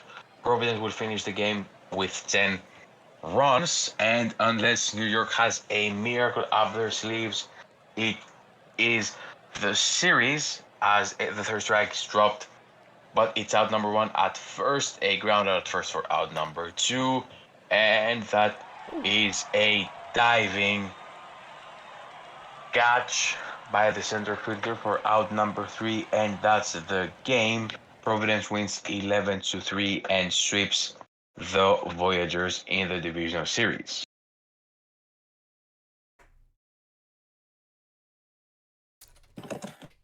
Yeah. 11-3. Yeah. Can we go? I want to see the MVP. I want to see something about the MVP. Yeah. We'll. What is up with this? Like weird that they're all blocky like that. Yeah, we will. We'll get to that here in just a second. Yeah, 11-3, 15 hits for the Crabs. I'm guessing Dustin Johnson, having hit 692, is 692 probably gonna be your series MVP. Yeah. With a 714 on base percentage. You guys do have to keep in mind this is OOTP logic. It's gonna make like Glenn Davies or something. That's true. Glenn Davies does take the win. And the player here. of the series. Yeah. Glenn Davies does take the win there with 6 innings pitched, 3 earned. Hargrove does take the loss, giving up 6. All the pitching staff is not great there for New York. Dustin Johnson is going to be the player of the game here. Yeah, so yep, Dustin Johnson, who was named MVP for the series. Johnson hit 692 with a 714 on base percentage, 1 home run, drove in 7 RBIs, and scored 5 runs. Holy cow! I just want to see the whole slash line. Oh, I will be curious about his OPS. Yeah. Or his slugging. Yeah. Before we get to actually here, we can quickly. Crabs. Johnson, 692, Jesus, in 1.154 slugging. Wow. Sheesh. Dustin Johnson. That might be the single best stat line. Oh yeah. That might be the single best stat line I've ever seen in my life. Yes. That's a 1.868 OPS. Nearly 2 OPS. That's insane. Dustin Johnson, have yourself a day, good sir. Have yourself a series. You should win the MVP. You should win Majors MVP for that series alone right there. Oh. Jeez. Team on the back. Yeah. Dang. I am completely speechless by this one. It's just wild. Just wild. All right. Elsewhere. And he had, on the game we saw, he had 4-for-4 with 2 RBIs. Yep. Yes, he did. Wild. Elsewhere here, let's go through our box scores for the other Majors games. Actually, hang on, I can update a bunch of stuff here really quick. So the Sloths, Demons. We need to get the stats team to dig. If there's been any series better than that. Oh, good point. Punk, get your team on it. Yeah, so elsewhere around the league for the rest of the Majors games, Sloths are going to take Game 3. So Sloths up 2-1 in the series with a 5-4 bottom of the 12th win over the Vandals there. 2 hits for Chovy, Eshelman, Longpipe, and Albies, all on the side of San Antonio, with Albies going 3 RBIs and Longpipe getting 2 RBIs. Batting or pitching wise, Khan is gonna get a hold. Buendia with a blown save, I suppose, by giving up the runs that Khan put on the plate or put on the base paths. Khan gives up 3 earned, Buendia none, but gets a blown save. DePollo gets the win in extras. Vancouver wise, Scud unfortunate with a 1 1/3 appearance, but gives up 2 earned and the blown save. Beatty takes the loss, and John Camden Jr. is gonna be your player of the game. Sloths up 2-1 in the series. Also moving up 2-1 in the series here is the Detroit Demons. They win 7-0 over the New Orleans Burgers. That is a tough pill to swallow if you are a NOLA fan. Offense galore for Detroit. Looks like leading the way for them, it was James Lutz. I think it's James Lutz. He went 2 for 4, had 4 RBIs and a walk as well. Also going 2 for 3 is Halverson. 2 for 5 with an RBI and 2 runs for Travis Granholm. And Stellan Apollo also went 2 for 3 with an RBI, walk, and 2 runs. On the New Orleans side of things, there was not as much offense. They only managed 5 total hits in the game. 2 of them were provided by Tedford Wolfington. The other hits provided by Park Factors, Nigel Ortega, and Cross Erickson. Let's go right down to pitching. As you'd expect in any 5-hit shutout, the Detroit pitchers were spectacular. Cameron Grimes, 6.2 innings pitched, had 3 hits given up with 1 walk, had 5 strikeouts on less than 100 pitches. Quarters is going to get the 2.1 inning save on 29 pitches. Very good day if you are a Detroit fan. Straight gas homie takes the loss for New Orleans. They gave up 3 earned runs in 6.1 innings pitched with 6 strikeouts. Jethro Tull and McThumper also got appearances out of the bullpen. Cameron Grimes is going to be the player of the game in this one.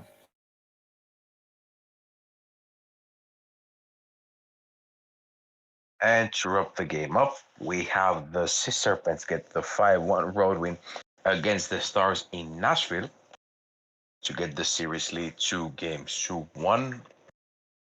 3 hits, 4 RBIs for Cody Cohan on the side of Seattle, with 2 hits from Williams on the side of the Stars. Curry gets the win, 6 1/3 with 1 earned run. Sanchez gets the loss, 5 innings, 2 earned runs. Aaron Beckett gets the save for Seattle, with your player of the game being Cody Cohan, 3 for 5, 4 RBIs. What more can you expect? Seattle gets the win. The series is 2-1. We're gonna throw a save. That's probably a good we're gonna idea. throw a save Before it after crashes that. and we're Yeah. SOL. Yeah. All right, moving us on to the 21st here. Yeah, we've got nothing for the minors, so we've got 3 majors games. Before we actually even get into it and do all the changes, I'm gonna do this so that way I don't forget. Turn BNN off. All right, GMs, now's your time. What do we want? As all Serpents already had something. No changes times 3. He does it. You are fantastic. Sloths, Vandals, Demons, Rougarou, Stars. If you would like anything, now is your moment. Vandals, I've been pinged. Percents on Beatty, Scudder, and Mitchell. Beatty is at 53. Scudder is at 44. And Mitchell at 100. Loss are good.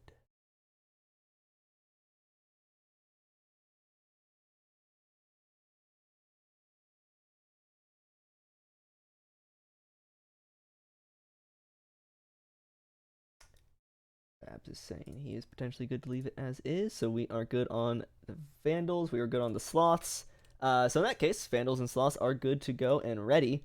So we're going to go ahead and dive into their game. We'll just go, as usual, in order here. We got Vandals, Sloths, got Demons, Rougarous, and we'll do Stars and Sea Serpents. So for the other 4 GMs, if there's changes, get us, ping me, let me know. Otherwise, I'm just gonna kind of cruise through these games like usual, and we'll just kind of keep the ground rolling, keep things going. So, game 4 for the Vandals and the Sloths. The Sloths take this win. They move on. If the Vandals take this win, we go on to a game 5. We make sure one more time BNN is off. It is indeed. I'm trying to think if there's anything off the top of my head I wanted to say other than that, and I think the answer was no. We've got our prediction here. First plate appearance.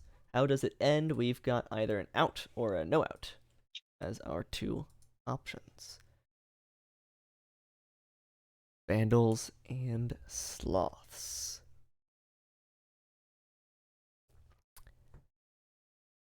Pausing for just a moment for our timer to run out.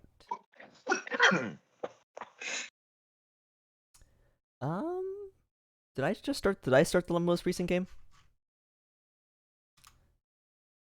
I completely forgot who did first three last game. Was it me? I think it was me. I did the last three. I believe I'm doing the first three. You're up for the first three. Yes. Yep. I'm trying to keep track of. I do the middle and go the finishes the game. Yes. Yep. We'll go with that.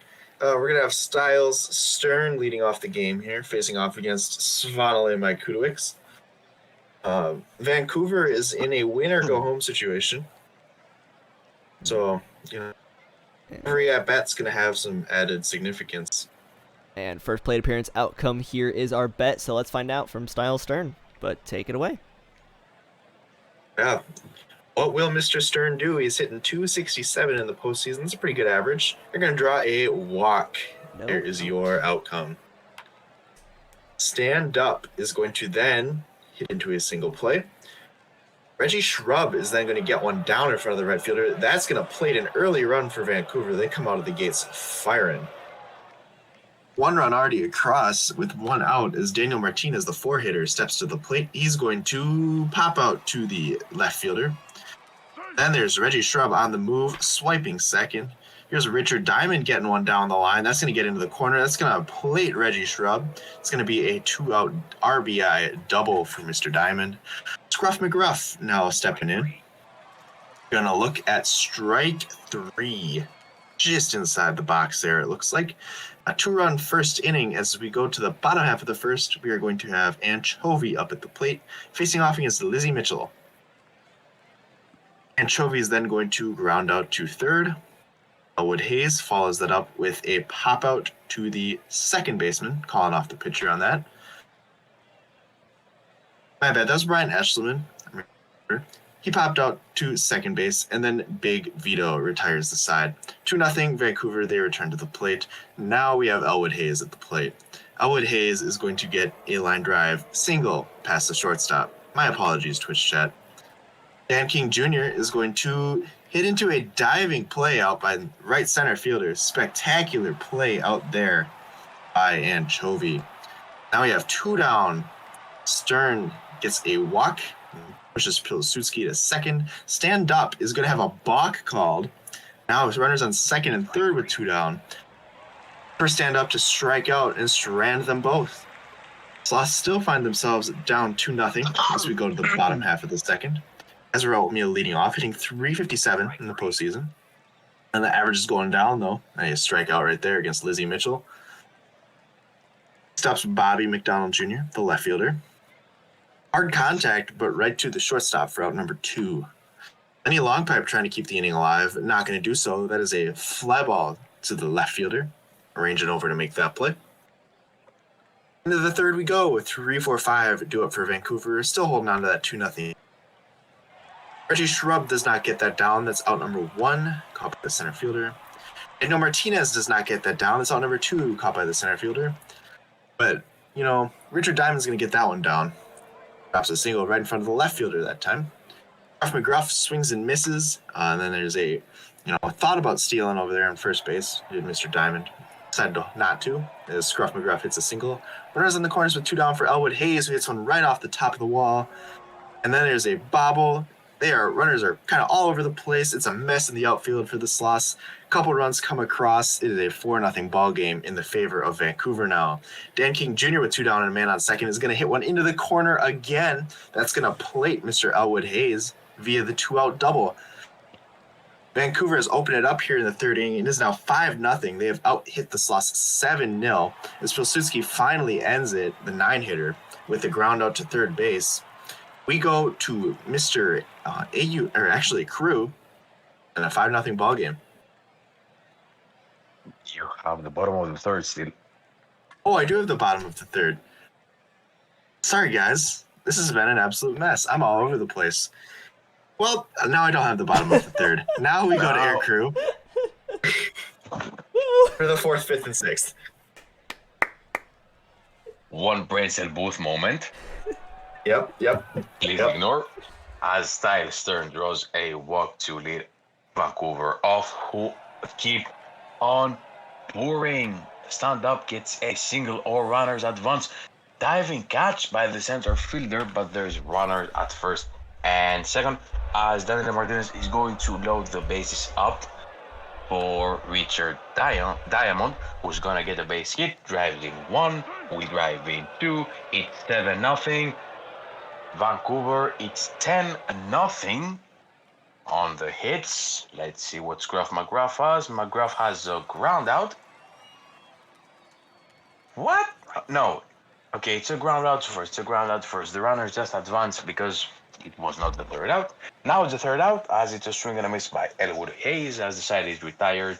It's 7-0. Top of the order, Anchovy will get a base hit, breaking off the no-hitter. Ryan Esselman will ground out. Nope, it's a single as the pitcher has to go all the way. Big Vito will get a fly out to right as Joey will advance to third from second. Runners in the quarters for Ezra Oatmeal as the double play turns and catches to Escherman, and Oatmeal are caught for outs number 2 and 3 as the side is retired. It's still a shutout as Vancouver is up 7-0. Dan King Jr. gets a fly out to center as Josef Klidutsky will get a base hit. It's a single. Tyler Stern gets a base hit. It's another single. Back-to-back singles will bring on 2 as stand up calls everyone to stand up and clap the home run. It's 3 runs, 387 feet. It's 10-0 Vandals. It doesn't just rain here in San Antonio. It is pouring runs for the Vandals. As Reggie Schwab will take strike 3 and for out number 2. Daniel Martinez will get caught at the wall for out number 3. It's 10-0 Vancouver after 4.5.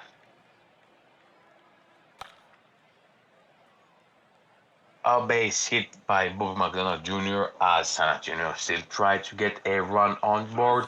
So I'm sorry. It's safe as Lenny Longpipe will get a single. McDonald advances to third. It's a base hit right through the middle by Ozzy Albies. As McDonald scores, it's run number 1 on the board for San Antonio. Is this the start of a comeback? We will have to find out. A fly out by Sneaky Snake. That is out number 2 with runners at first and second. A swing and a miss by Girth Pappy. It's out number. That's out number 2. I don't know what happened. Out number 1. Joey strikes out looking. Out number 3. The clock is ticking after 5. It's 10-1. This is looking like we have a game 5. Richard Diamond will strike out looking. And here's Scruff McGruff with a strikeout swinging. That's out number 2.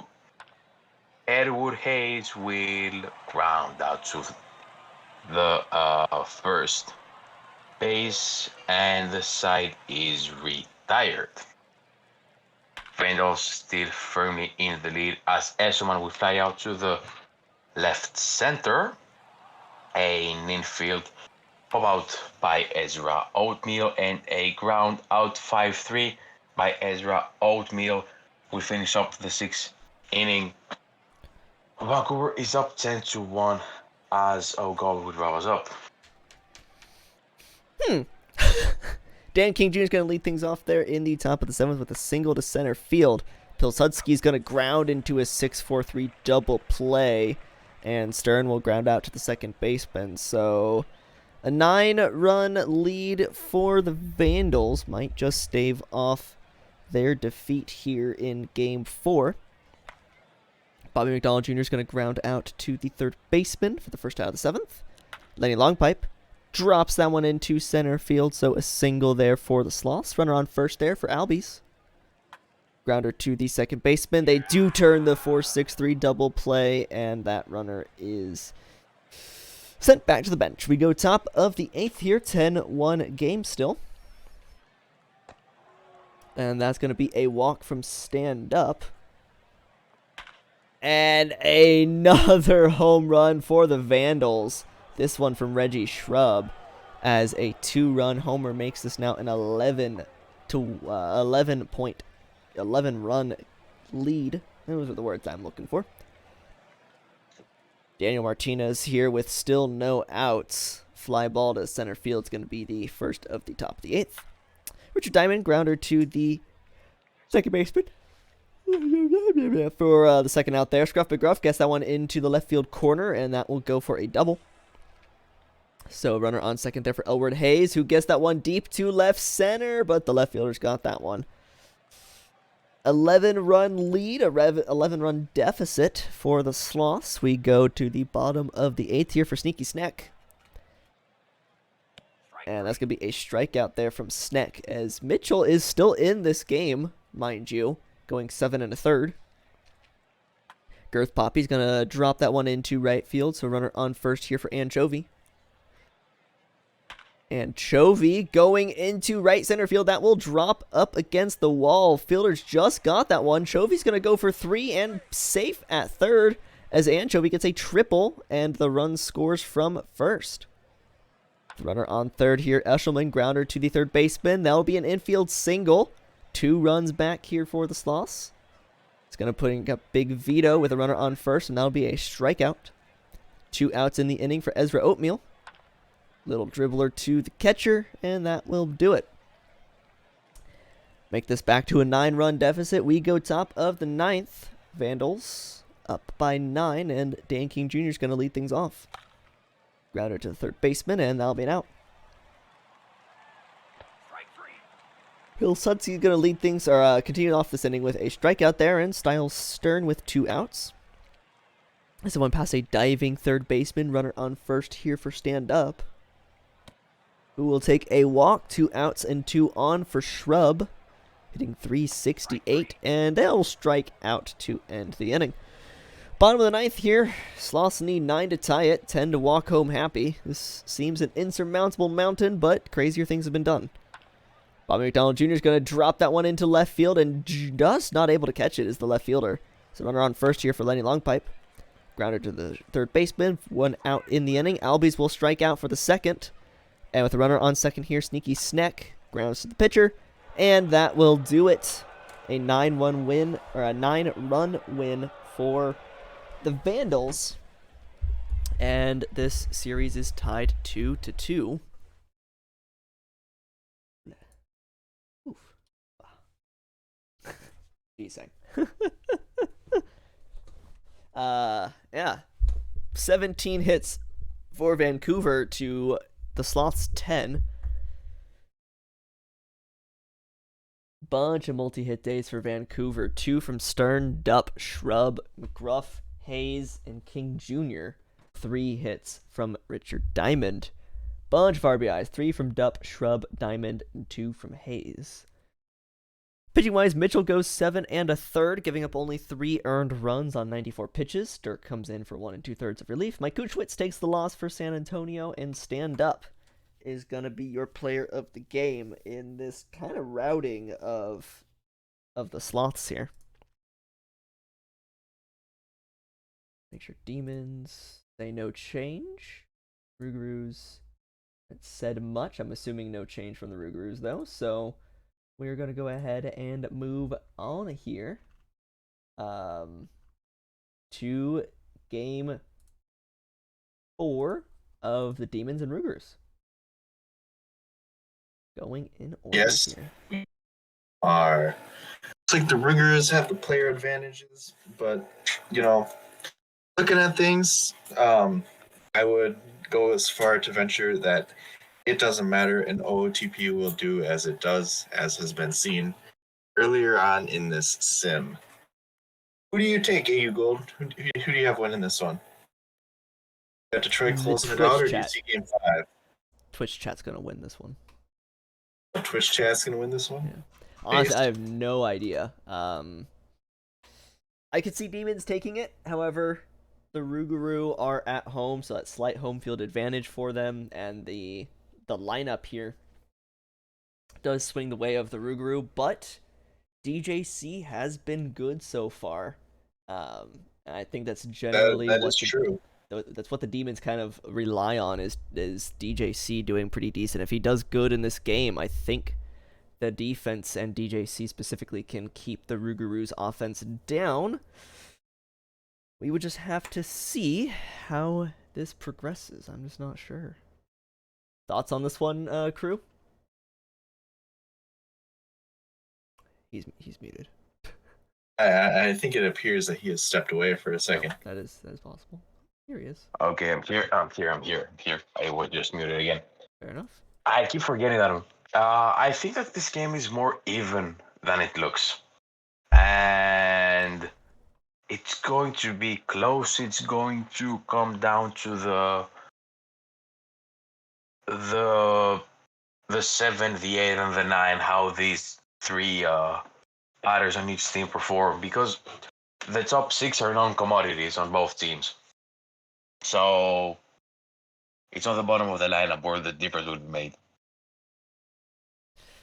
Well, let's That's watch. a pretty good assessment. Yeah, let's watch for the bottom of the lineup. Let's watch for the pitchers, and let's dive on in. Crew, I'm going to hand you this one to get things started, as our over-under is 10.5 runs. We go in game 4 of the Detroit-New Orleans series here in New Orleans. Detroit is leading 2-1, as Barry Bonds will lead off against CC Bouchard and fly out in the left center. A strikeout against James Lutz for out number 2. As Keegan Halverson will strike out as well for a quick 1-2-3. New Orleans gets out of there unharmed quickly. Park Factors will fly out directly to the right fielder who's been waiting. Didn't even have to move. Edgar swings and misses. Out number 2. Nigel Ortega will strike out swinging. 3 up, 3 down for the Rougarous as well. 6 batters up, 6 batters down. The first inning is scoreless.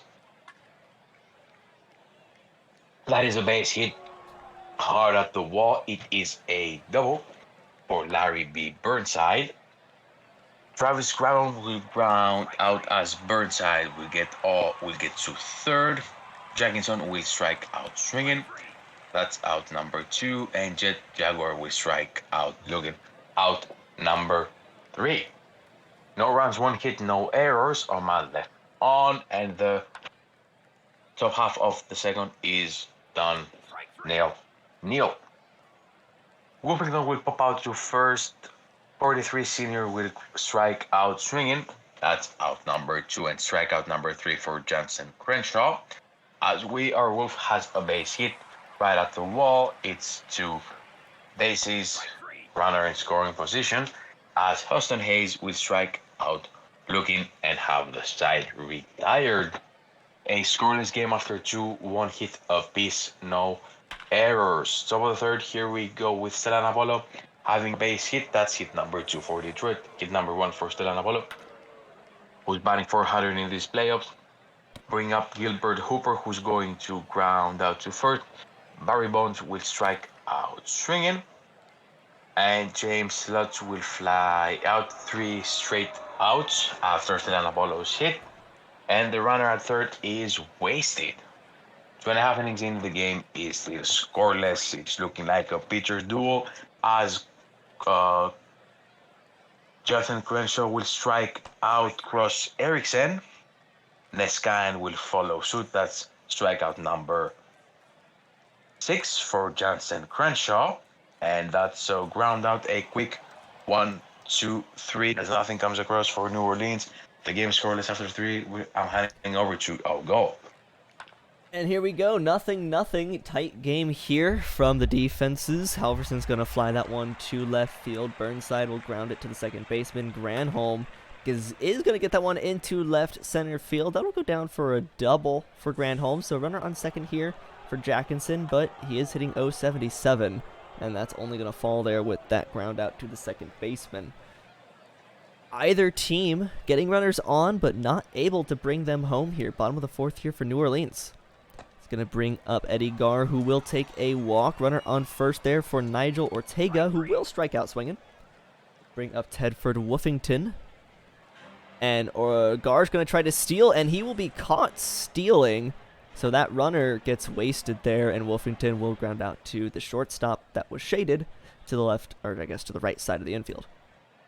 We go top of the fifth here, still 0-0. Jet Jaguar will strike out swinging. Going to bring up Stellan Apollo here with one out.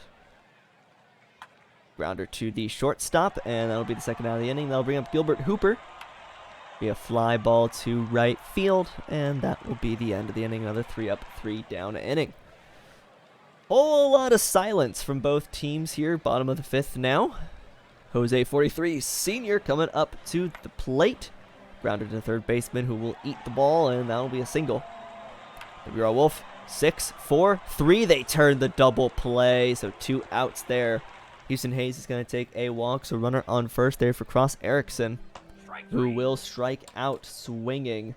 So getting 2 runners on, but unable to score them. Top of the 6th. Barry Bonds grounds that one to the second baseman for the first out. James Lutz gets that into center field, past the center fielder and up against the wall for a double. Best chance here for the Demons with a runner on second and only 1 out, and Keegan Halverson takes advantage and sends that one into center field for a 2-run, 446-foot home run. 2-0 here at the moment with only 1 out here in the inning for Larry B. Burnside. And that's going to go over a leaping first baseman into the corner, and that will be a double.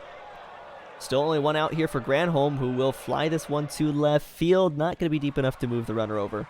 So Jackinson hitting 071 will wait because a wild pitch moves Burnside to third.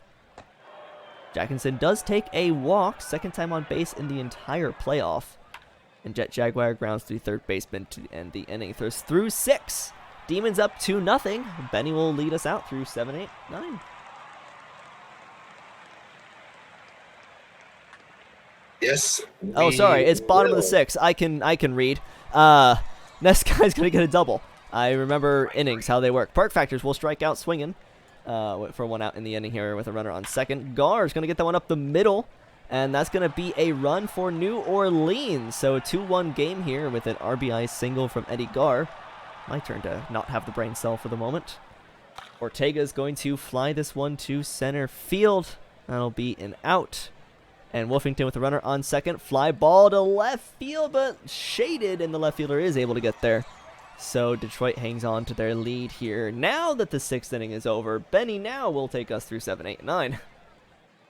Yeah, this booth has 1 brain cell collectively, and we don't share it very well. Nevertheless, Stellan Apollo starts us off with a single, but it's quickly erased via the double play. Barry Bonds with a quick 2 down is going to then ground out. 2-1 is the score as we go to the bottom of the 7th. It's stretch time here at New Orleans Ballpark. Jose 43 Sr. leading off for them with a strikeout. Damian Jansen Crenshaw has been mowing them down today. Which part? Next up is W.R. Wolf, who's then going to ground up to the first baseman. And then Huston Hayes is going to strike out. That is double-digit strikeouts now for Mr. DJC in the playoffs. You'd love to see that. Nola needs a run to keep playing. Detroit looking to put him away. They come into batting at 8th inning. There's a ground out. There is a strikeout. Quick 2 down for Larry B. Burnside. Burnside is going to check his swing. He will draw a walk. Base runner here for Travis Granholm. As never mind, Larry Burnside is picked off on a good move by Cassius Bright. That ends the Detroit 8th inning. New Orleans returns for the bottom half of the 8th, looking for a run to tie it up. Cross Erickson not doing it there. Quentin O'Quarters, the closer, is into the game.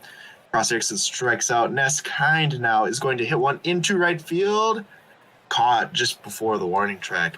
Park Factors with 2 down is going to strike out as well. Into the 9th we go in a ball game it's going to be decided by the slimmest of margins, it appears. Detroit looking for some insurance. Travis Granholm at the plate is not going to be able to get that down. That is a line out to right field. Next up is Robbie Jackson, who's going to strike out. With 2 down and the base is empty, Jet Jaguar, the 7-hitter, steps in and delivers a strikeout looking lockout stuff for Cassius Bright. But will it be enough to get New Orleans back into the game? They have 3 outs to get a run or their season is over. Eddie Garr at the plate is going to hit one into right center, but it's not going to get down. There's a first out. Nigel Ortega is going to hit one into right center, and that is not going to get down. It's the second out. It falls on Tadford Woofington, who grounds out to the first baseman. There is your game. The Detroit Demons are moving on. They win this one 2-1 in a classic pitcher's duel to close it out in 4 games. As you see in any pitcher's duel, there was very little offense throughout much of the game. Only 11 total hits for both teams combined. Obviously, the Demons had 7 of those. They used those 7 in the form of a 2-run, 6th-inning home run to win them the game. Keegan Halverson comes in very clutch for Detroit with that home run. He is the reason they won. The only run production they had. Larry B. Burnside behind him also went 2 for 3, and Stellan Apollo went 2 for 3. Only 4 hits on the side of New Orleans. Eddie Garr had the lone RBI. The other hits were provided by a 43 senior, W.R. Wolf, and Ness Kind, who had a run as well. On the pitching side of things, Damian Jansen Crenshaw in the closeout game did DJC things. Had 11 strikeouts and 7 innings of work. That is masterful stuff. Had a 1 earned run allowed. Quentin O'Quarters would pick up the save, their second of the series, a 2-inning save on 23 pitches. CC Bouchard takes a very tough luck loss, a very good start for them. They gave up 2 earned runs and 7 innings pitched. Toe-to-toe with DJC just was not quite enough. They had 6 strikeouts as well. Cassius Bright with good work out of the bullpen. They just did not get enough run production. DJC is going to be the player of the game in this one. Not much more to say about that. 2 major series down, 1 majors series to go on this day. And then we still have the 1 minors game on the next sim day, and then the rest of the majors games on the day after. So still quite a bit here. Still at the very least. Oh, who's the MVP? That is a great question. MVP for the Rougarous and Demons is going to be Travis Granholm. First baseman there went 438, 438, and 938. Did not get a singular walk in the entire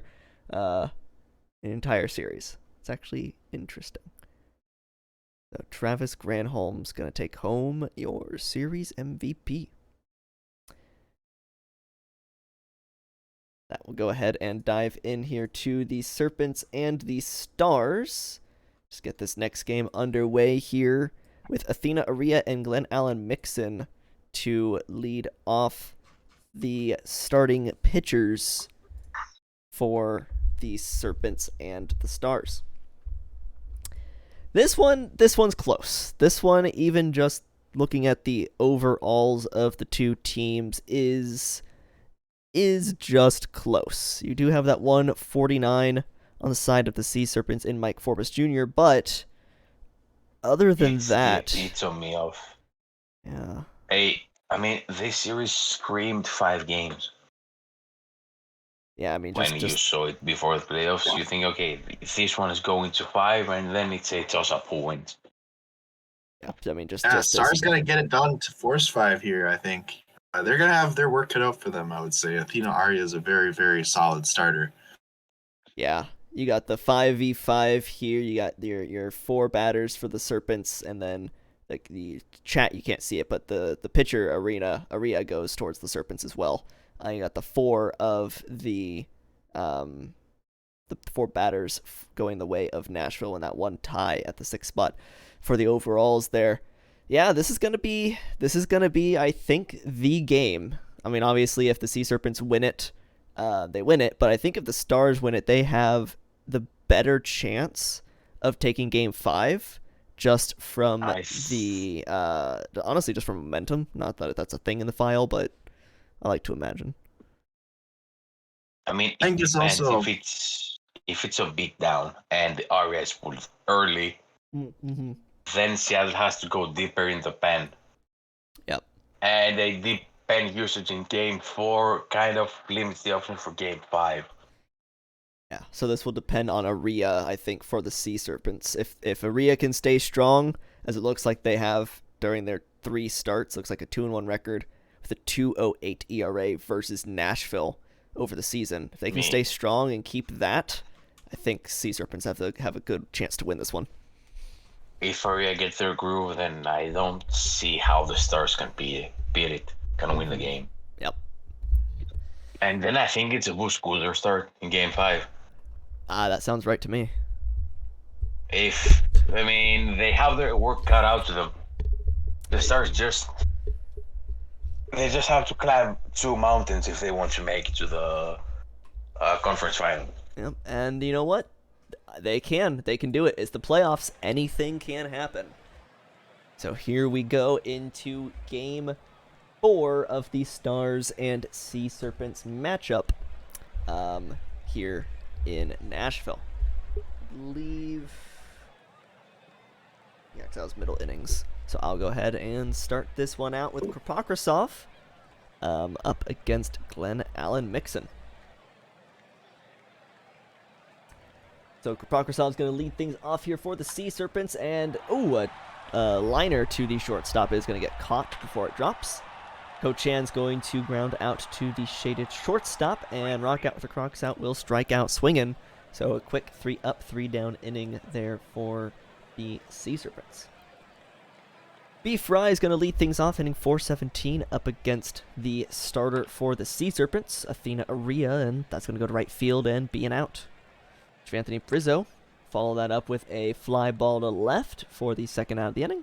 And Billy Nelson hitting 200. Will get that one up the middle, so at least a base runner here for the Stars, but Esquilito not having a good postseason, 0 for 10.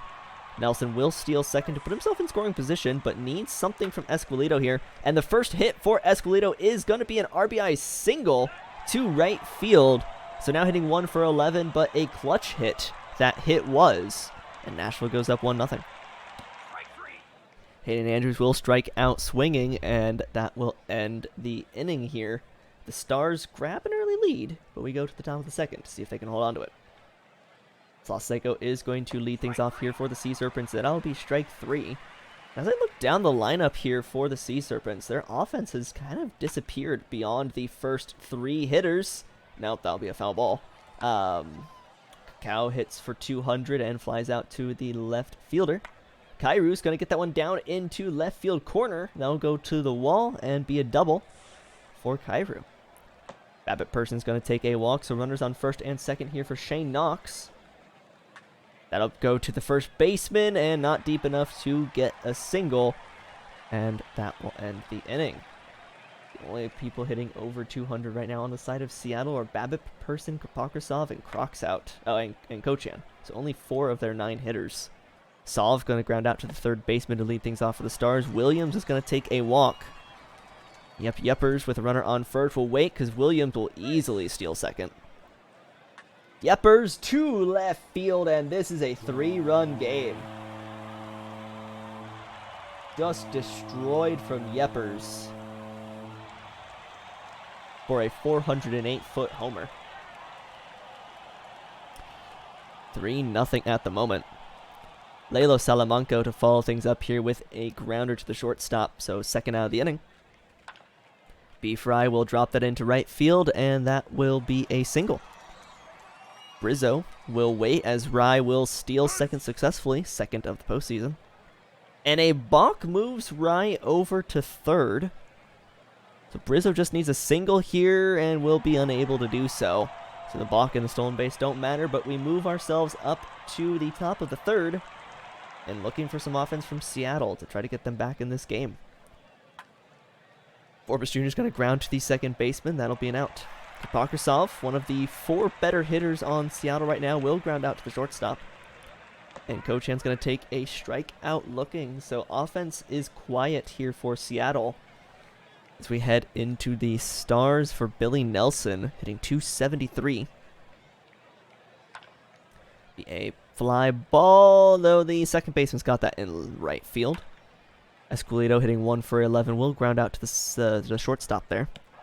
Hayden Andrews will take a walk, so a runner on first here for Olderin Sov. That'll be a fly ball to center field, and that'll be the end of the inning. So through 3, the Stars have a 3-0 lead. We go top of the 4th for Benny. Yeah, we do go top of the 4th for me. Leading off for Seattle is going to be Rocco with your Crocs out with an out. Salseco is going to drop that in front of the left fielder. It's going to be a 1-out base runner for Seattle. Bring up Cacao, who's going to strike out. Glenn Allen Mixon is dealing so far today. Auru then is going to hit a tapper to the pitcher, which is fielded and retired for the out number 3. Still 3-0 Nashville as we go to the bottom half of the 4th.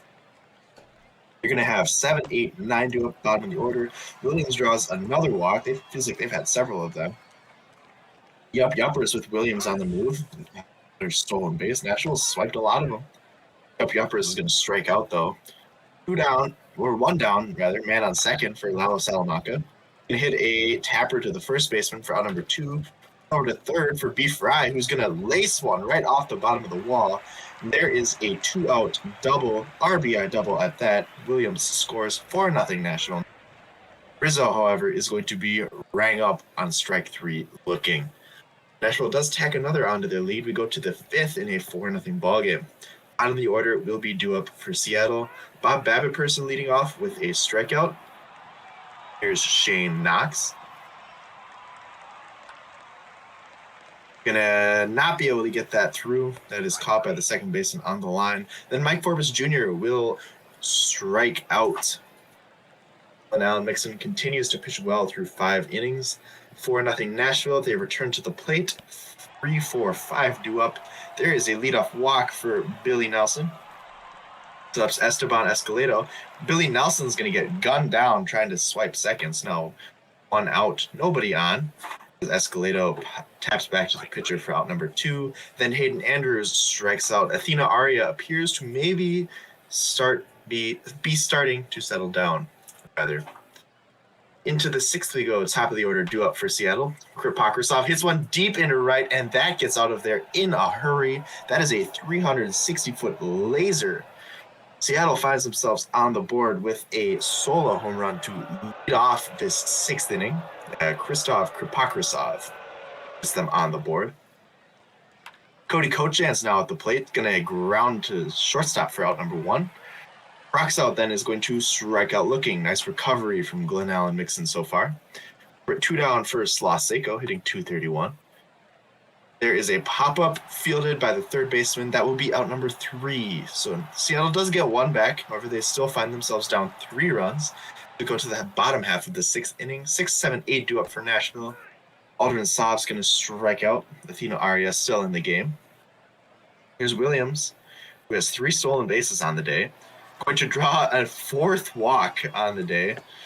Will they steal another base? They're going to try, and they're going to be gunned down. That is a strike 'em out, throw 'em out double play to end the inning. Williams finally get punished on the base paths. We go to the 7th in a 3-run ball game, and we are going to shoot it over to Crew. Oh, maybe not. I'm just going to keep calling. We have 2 down here. To stage a comeback. I'm sorry I was muted again. I keep forgetting that. Karu gets a double. Bobby Person draws a walk. 2-1, 1 out for Shane Knox. The tying runs are up here as Knox has a base hit, loads the bases for Forbes Jr., who can give their team the lead. It's a swing and a miss. Out number 2, top of the order, hot hitter Krzysztof Kripakosov. But there's a out at second base, and the 3 runners are stranded as Nashville is up 4-1, still looking to add to their lead as Lalo Salamanca draws a walk, their first one in the game. Another walk drawn by B. Fry. 2 on, no outs for Javi Brizo, who's going to strike out. Looking. Billy Nelson will get one high, but that one is gone. That was a no-doubter. A 3-run shot, and I think it was the icing on the cake. We're heading to game 5 as Nashville is now up 7-1.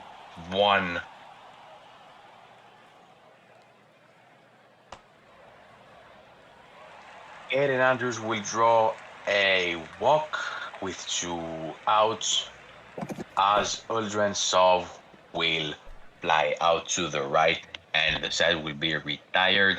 7 innings in, the score is 7-1 Nashville. A walk is drawn by Cody Cohan, batting 188 in the playoffs with 2 home runs and 4 RBIs. Roxat will get a base hit. It's a standing double as Cohan advances to third. 2 runners in scoring position with 1 out for Jose Slotseco, who is going to strike out swinging. Out number 2, and another strikeout swinging by Ryan Cacao. Wait, that's a... Oh, okay, yeah, that now it's out number 3. I keep miscounting this. As Hatsukaru will strike out swinging. With 2 runners in scoring position, the side will be retired. Nashville is batting up again with Micah Williams, who's going to fly out to the right. Jeff Javers has a base hit. It's for 1 base. Lalo Salamanca will get... That's a double play. Both Javers and Salamanca are out and the side is retired. Seattle has 3 outs to find 6 runs and extend the game. First out is wasted by Bobby Person. 2 up is Knox, who's going to fly out, and the ball is caught by the shortstop in the shallow center. And a swing and a miss by Mike Roby Jr. from the 9th hole, and the series is tied up. We're going back to Seattle for game 5. 3 series go to 5 games. Anchorage and Puerto Rico, which we'll get to here in just a moment, as well as the Sloths Vandals and the Stars and Sea Serpents. As this one wraps up with the Stars win, 7-1. Quickly through this, Rye, Nelson, and Yuppers all get 2 hits apiece. Kairu gets 2 hits apiece on 2 hits for Seattle. Glenn Allen Mixon takes the win. Rodriguez the hold. Aria gets the loss for Seattle. And Billy Nelson is going to be your player of the game. Go ahead and throw a save up here. Go ahead and go into the 22nd as we go down to the minor leagues for Game 5 of the Wheelers versus the Ranas. We have Commander Shepard starting up against Martin Roy. Commander Shepard for the Wheelers and Martin Roy for the Ranas. I believe earlier the Ranas had said let it ride, and the Wheelers have been pretty silent. So we'll go ahead and jump in here unless there's any last minute things from managers, but I do not believe there are. We'll get to all the major stuff here on the next day. For everyone in the majors who is tagging me and stuff, we'll hold on to that for tomorrow. With that, we're heading into the final 3 games of the playoffs day 1. We've got the Wheelers and the Ranas. Errors up again for the minor leagues here. Over under of 1.5 errors.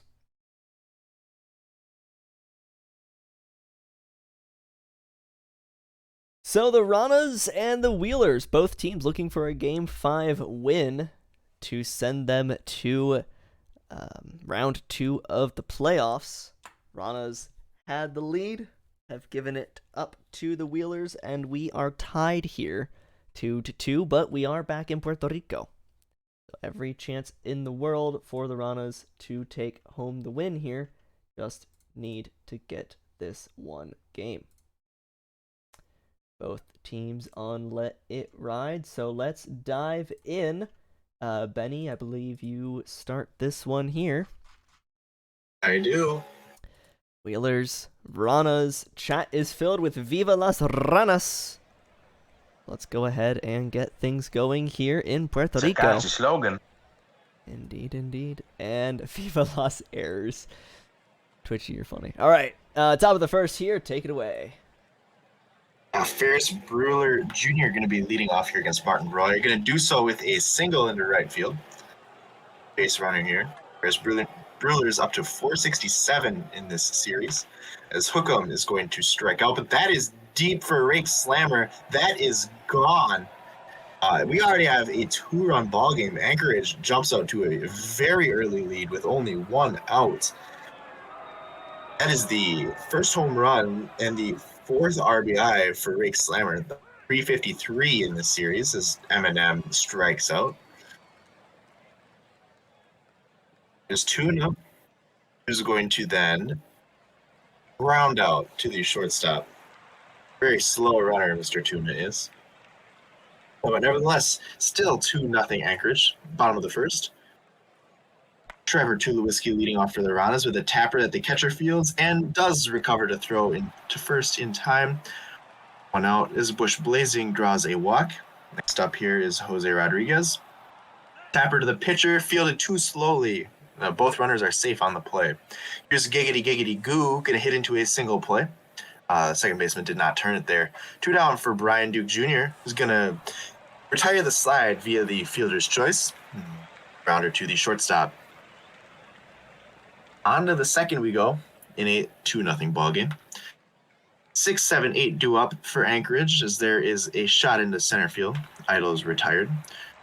Trey Martin is going to hit a liner up the middle, just past the pitcher. Is a 1-out single. Right behind them, Rex Fuller is going to strike out for out number 2. Lucas Jamerson is going to hit one deep into center, but it will not be nearly deep enough. A very deep ballpark. There is out number 3. Side retired. Here we go to the bottom of the second. It will be 6, 7, 8 due up for the Ranas. Strobel Jr. is going to get that one down. That's in the corner. That should be extra bases. Digging for 3 here. Strobel Jr. is going to be in sliding on a triple. There's Faust trying to bring him home. Not going to be deep enough to send the runner, though. 1 down. That will get down. That will plate a runner. There is a 1-run answer for the Ranas on the RBI single by Ottavio. 9-hitter Bailey Jones is up, and that's going to get by both the third baseman and the shortstop for a 1-out single. Bases will be at least juiced. They will be juiced. Runners at all bases for Bush Blazing, who hits a single into right field. That will plate 1 and 2 runs. Now the Ranas find themselves in the lead via the 2 RBI single for Bush Blazing. There is still only 1 out in this inning. Jose Rodriguez, trying to keep it going, is going to retire via the fly ball to center field. Giggity Giggity Goo with 2 down will ground out to third base. The inning finally ends. An inning that felt like it went for forever. 8 batters see the plate for the Ranas, and they score 3 runs. Anchorage finding themselves in a hole to start the third as Ferris Brewer starts off with one into the right center field gap. That will be a standing double, up to 500 in the postseason. There is one deep into left by Chet Hookham, caught at the wall, but tagging for third is Ferris Brewer.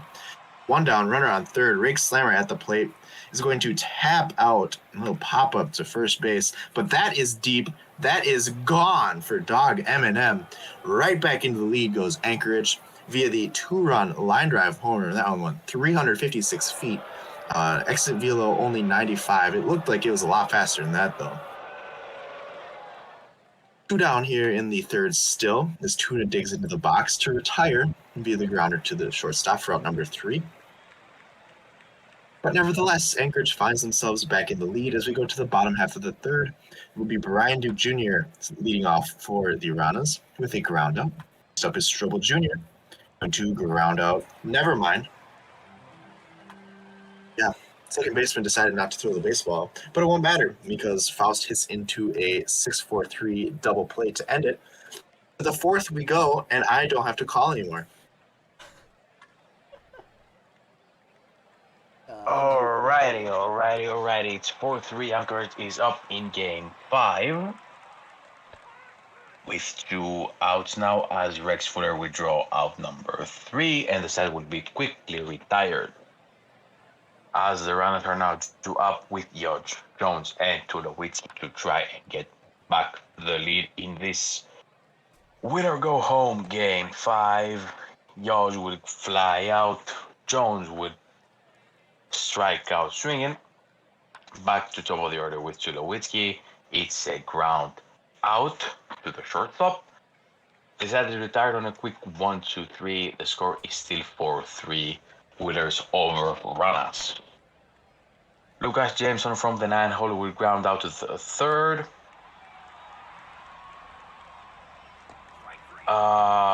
Ferris will ground out to the pitcher. And a strikeout looking for Hookham. Another 1-2-3. Halfway through, it's 4-3 Wheelers. A ground out to second for Blading. But that one is caught. That one is caught at the wall for Rodriguez, and Giggity Gitty Goo will strike out. Looking a quick 1-2-3. Anchorage is still on top. That should be no doubter. Nope, that's caught at the wall as well. That's out number 1. Fly out to center or out number 2 by Eminem. And in the shallow center, Green Tuna will fly out. Another 1-2-3. The score remains unchanged. That's a ground out by Brian Duke Jr., but that is a base hit by Skyler Troll. After so many outs, we have a hit. That one goes directly to the waiting arms of the third baseman, as Otto Fioi will strike out swinging. And as my duty for the game is over, the score is 4-3 Wheelers. 4-3 Wheelers, and they get Idle on with an error. So here we go to round this one out. Rana's trying to take this win. Wheeler's trying to hold on. Idle will steal second. Fuller is going to take a walk. 1 out here in the inning for Jameson. I'll go to the pitcher. They'll get the out at second. So runners on the corners here for Ferris Brewer. And he will strike out. We're going to go to the bottom of the 7th here. Rana's barely holding on and trying to keep this a 1-run game before they take the lead. Wheelers trying to keep their one-run lead intact, and a double to the wall, to the center field wall from Bailey Jones is not going to help the Wheelers, though it will help the Ranas as Tulowitzki gets an infield single. Runners on first and third here for Bush Blazing, past the infield they were playing in, and this game is tied 4-4. Runners on first and second with no outs for Jose Rodriguez. That's going to be a grounder to the shortstop. They'll get the out at second. 1 out in the inning. Giggity Goo is going to get that one into right field for an RBI single. Runners on the corners here, and the Ranas have a 2-run lead. Or, sorry, a 1-run lead. Brian Duke Jr. is going to take a walk. Strobel Jr. with bases loaded. 1 out in the inning. Booze Goozer comes up to the mound. And I suppose, no, so, they got the out at home, and then Faust is going to strike out. So, 1-run lead for the Ranas. We go to the top of the 8th. Wheelers trying to take the lead back here late in the game, and Hookham is going to lead things off great with a single to left. Rake Slammer with a runner on first, 4-6. They turn the 3, they turn the double play. And a liner from Dog and M&M to the third baseman is going to end the 8th inning. We go bottom of the 8th here as the Ranas hold on to the lead looking for some insurance runs. The bot Ottav is going to be at the plate here, and strike 3, drop ball, but they'll get the out. Bailey Jones is going to strike out looking. That ball was inside, but they called strike. Tulowitzki will ground to the third baseman, and 3 up, 3 down. 1-run lead. 3 outs to play. The Ranas looking to shut the door. Anchorage looking to blow it open. Tuna is going to lead things off with a little bloop single to right center field. Punish Vandals has gone through 3 innings and is still on the mound. Idle's going to take a walk, and I don't know about keeping the pitcher in here. Okay, they take him out and put in Beta Chapter. 3-6-3. They turn a double play. One more out will do it. A dribbler to the catcher. Will they get the out? They will! With a runner coming home to the plate, the Ranas get the out at first and take the 5-4 win in a close matchup here in the first series of the Minors playoffs. Wow. Quiet for most of the game until that kind of last couple innings, but the Ranas come back and do take the win. 5-4 for Puerto Rico. Just having two men on there at the end was dangerous. That was scary. Blazing gets 2 hits with 3 RBIs on the day. Strobel Jr. goes 3 hits. 2 RBIs for Slammer and Dog and Eminem on the side of Anchorage. Pitching-wise, Punished Vandals going 3 innings, takes the win. Beta Chapler's going to get the save. Littlefield gets the loss there for Anchorage, and Bush Blazing's going to be your player of the game. Let's go ahead and take a look here and say that Bush Blazing is also going to be your series MVP.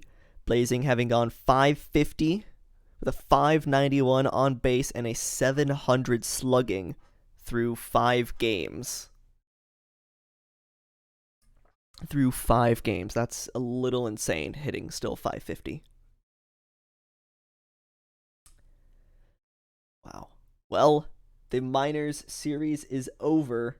We move on to a final 2 games in the Majors series. Let's go ahead and throw a save. Just make sure there's no Majors games today. There are not. All right, last changes here, GMs. Let's do it. You guys have already sent a bunch of stuff. So Sloths, no changes. Vandals, we've got no changes. Have the Slows ever changed anything in the playoffs? Serpents, we're not there yet, but no changes. Fair enough. Stars, no changes. Look at that. Look at you, GMs. You're great. They're just running it back. It's the ego. It's the ego in the GMs telling them to just run it back. Yeah, I was gonna say, just run it back. Do you change it, or do you hope that none of it matters, that no changes will be important, and that what you had is going to work for a final game 5 for both the Sloths and Vandals, which is where we're going to start, but also the Stars and the Sea Serpents. Starting pitchers here for the Sloths and Vandals, you're going to have Shoto Todoroki, 9-8 record on the regular season, an 0-2 record versus Vancouver, versus Wendy Marvell, 11-5 record for the regular season, and a 2-1 record versus the Sloths.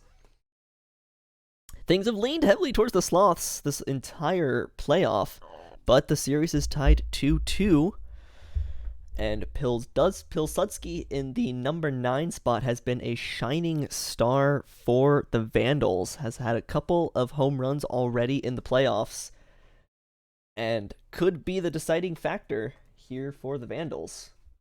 We'll have to see as we dive on in to Game 5. Here we go. Sloths and Vandals. With that, Drew, I will hand it off to you to start this one up. Let's start this Game 5 off. The winner will play Providence for a spot at the World Series. The loser goes home. The stakes aren't any higher than this. San Antonio, Vancouver, Anchovy at the plate to Wendy Marvell on the mound, and Anchovy has a base hit on A1, and that's back-to-back singles. Nope, the second hit is a double. Is it more? No, it is not more, but Chovy will go home and score. San Antonio draws first blood, as Vito will directly pop out to the third. A ground out to third by Oatmeal, as Bob McDonald Jr. has a base hit. It is a single, but it is an RBI single. Will drive Eshelman home. It's 2-0 San Antonio, as Bob McDonald Jr. has a stolen base at it. It is successful. McDonald steals second and then scores on Lenny Longpipe's single. It's 3-0 San Antonio now, as Wendy Marvell can't catch a break, but a fly out by Ozzy Alvis will get Vancouver out of the half inning with only 3 runs on the board. Kyle Stern will ground out to the shortstop. A swing and a miss by stand-up. That's out number 2. Bringing up hot hitter Reggie Shrub, who hits one high tip, but it is caught by the right fielder for a quick 1-2-3. The Vandals go down in order. The score is unchanged, 3-0 the Sloths. A swing and a miss by Sneaky Snake from the 8th hole for San Antonio, batting 133. During the series, Girth Puppy will fly out to the center, as Anchovy will line drive out to the left for a quick 1-2-3. The score remains unchanged, 3-0 Sloths. Daniel Martinez will get a base hit. It is a single, improving their batting average to 200.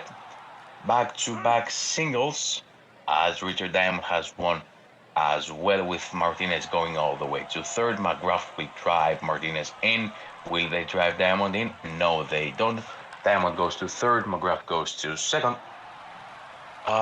Diamond will score. McGrath will advance to third as McGrath grounds out to the Hayes grounds out. Danny King Jr. will strike out swinging. Lisutski will strike out swinging, but Vancouver gets 2 runs back. It's now 3-2 in favor of the Sloths. A ground out to the shortstop for Brian Esselman, as Big Vito will draw a walk by Wendy Marvell. A swing and a miss by Ezra Oatmeal, the second baseman. And now we're back to hot hitter Bobby McDonald Jr., who's batting 6'11", I repeat, who's going to strike out looking. The Sloths go down in quick succession. That's a foul out by Kyle Stern, as stand-up draws a walk. The right fielder batting 222 with 1 home run and 3 RBIs. Reggie Shrub draws a walk as well. That's back-to-back walks, as Daniel Martinez will fly out to the left. Runner still there. Oh my god, that one is gone. That one was smashed.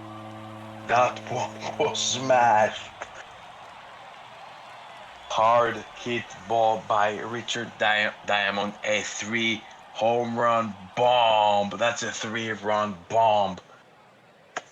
The Vandals are up 5-3 as Kraft McGrath gets to first. I think it was a walk.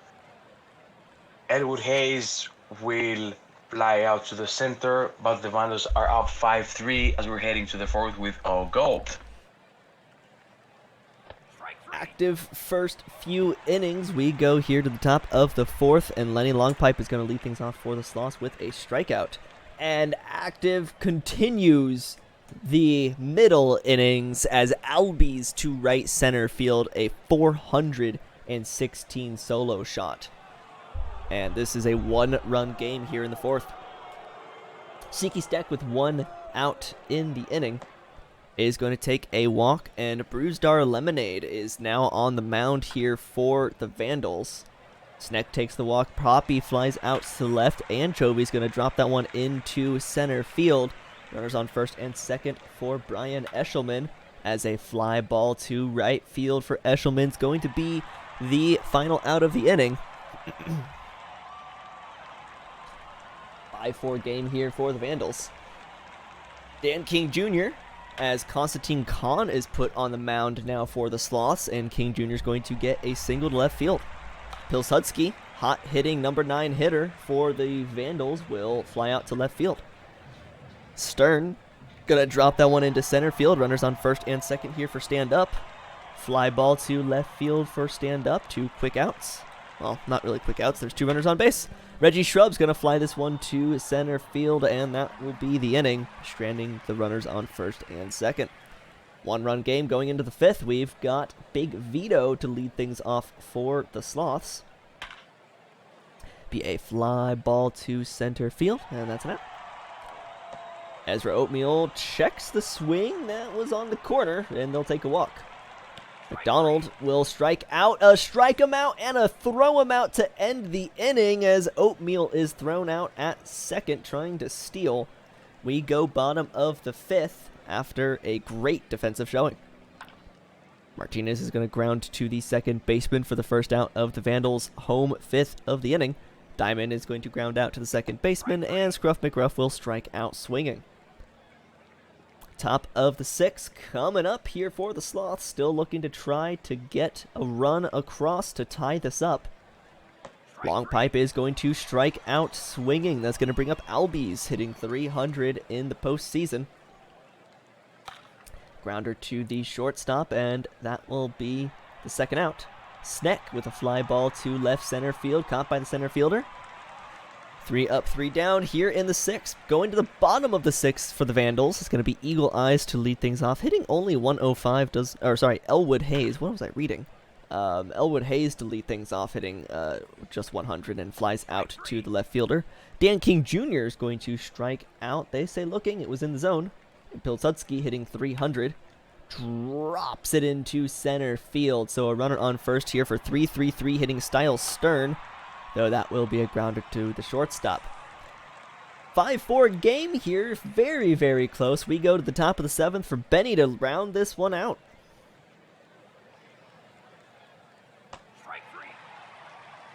Benny. Oh, my apologies. Earth Poppy strikes out. Here's Anchovy. I'm going to tap back to the pitcher. They're going to leg it out, though. That is an infield single. Anchovy very speedy. There is a fly ball in the left. Brian Eschleman will be out number 2. And then Big Vito is going to ground out for out number 3. So still searching for that run. We go to the bottom of the 7th. Vancouver trying to add to their lead. They're going to have 2-3-4 due up. And up. Going to strike out. Jose Arcadio Buendia is into the game now. Reggie Shrub going to hit a liner. Little bloop single.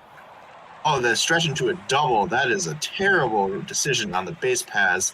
Reggie Shrub becomes out victim number 2. Then Daniel Martinez is going to ground out to shortstop for out number 3. Boneheaded running play by Reggie Shrub kind of wrecked that inning for the Vandals. Into the 8th we go. Sloth's still looking for that run. Ezra Oatmeal is going to start that off with a lazy fly ball to center for out number 1.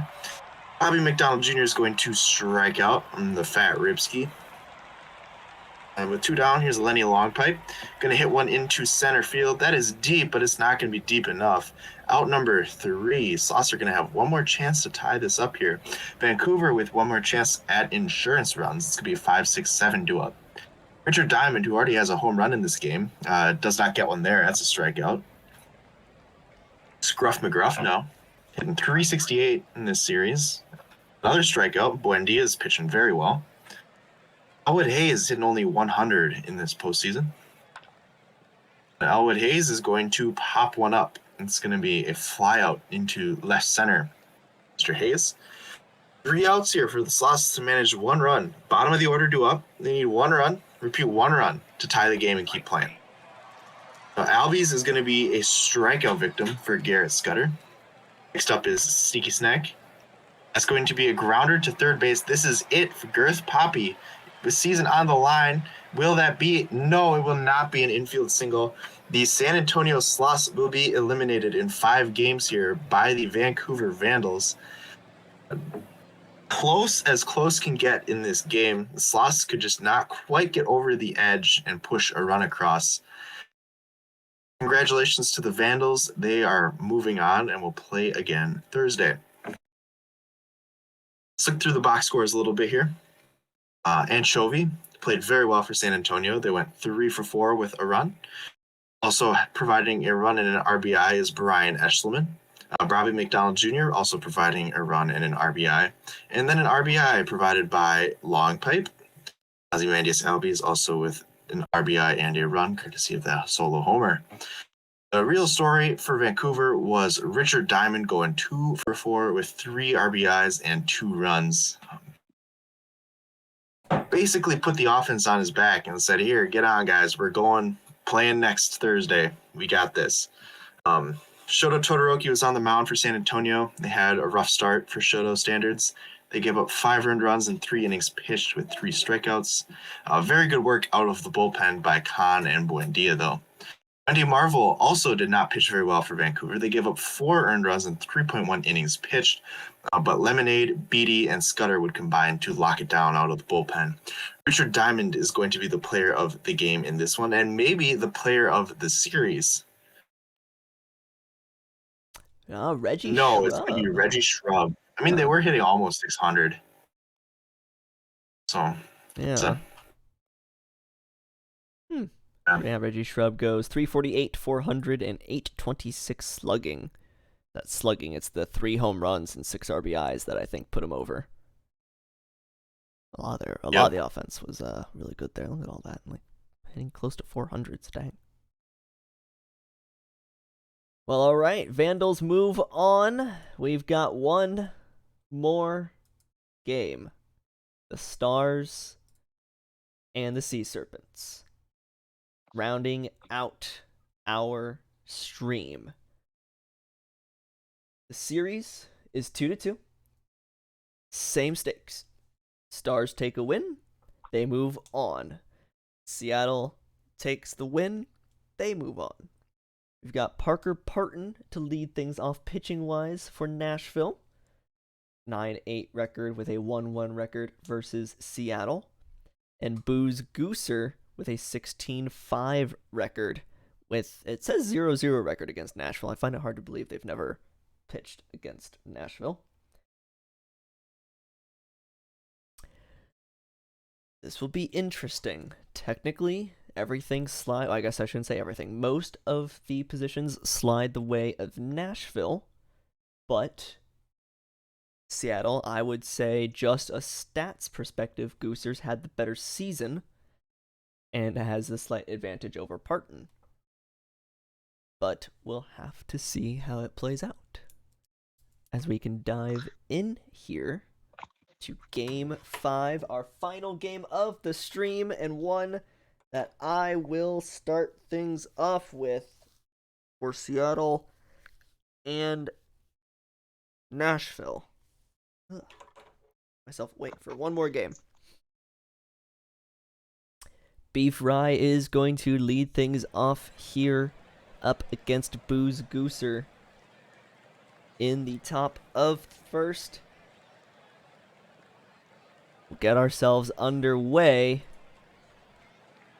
with Beef Rye grounding out to the third baseman.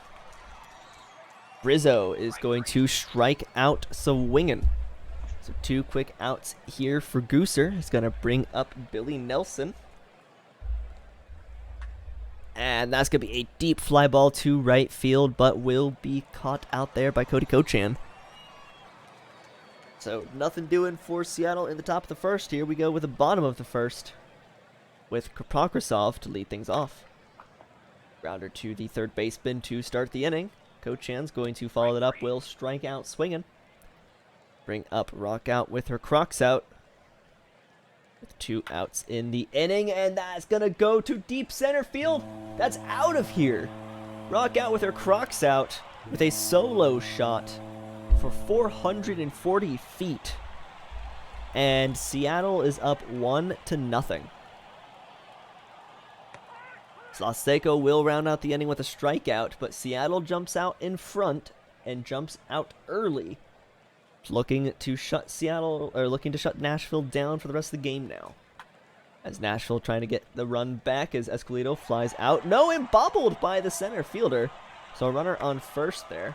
Hayden Andrews drops that one into right field, and that's going to go all the way to the corner. And there is that run immediately back, and we're back to tied.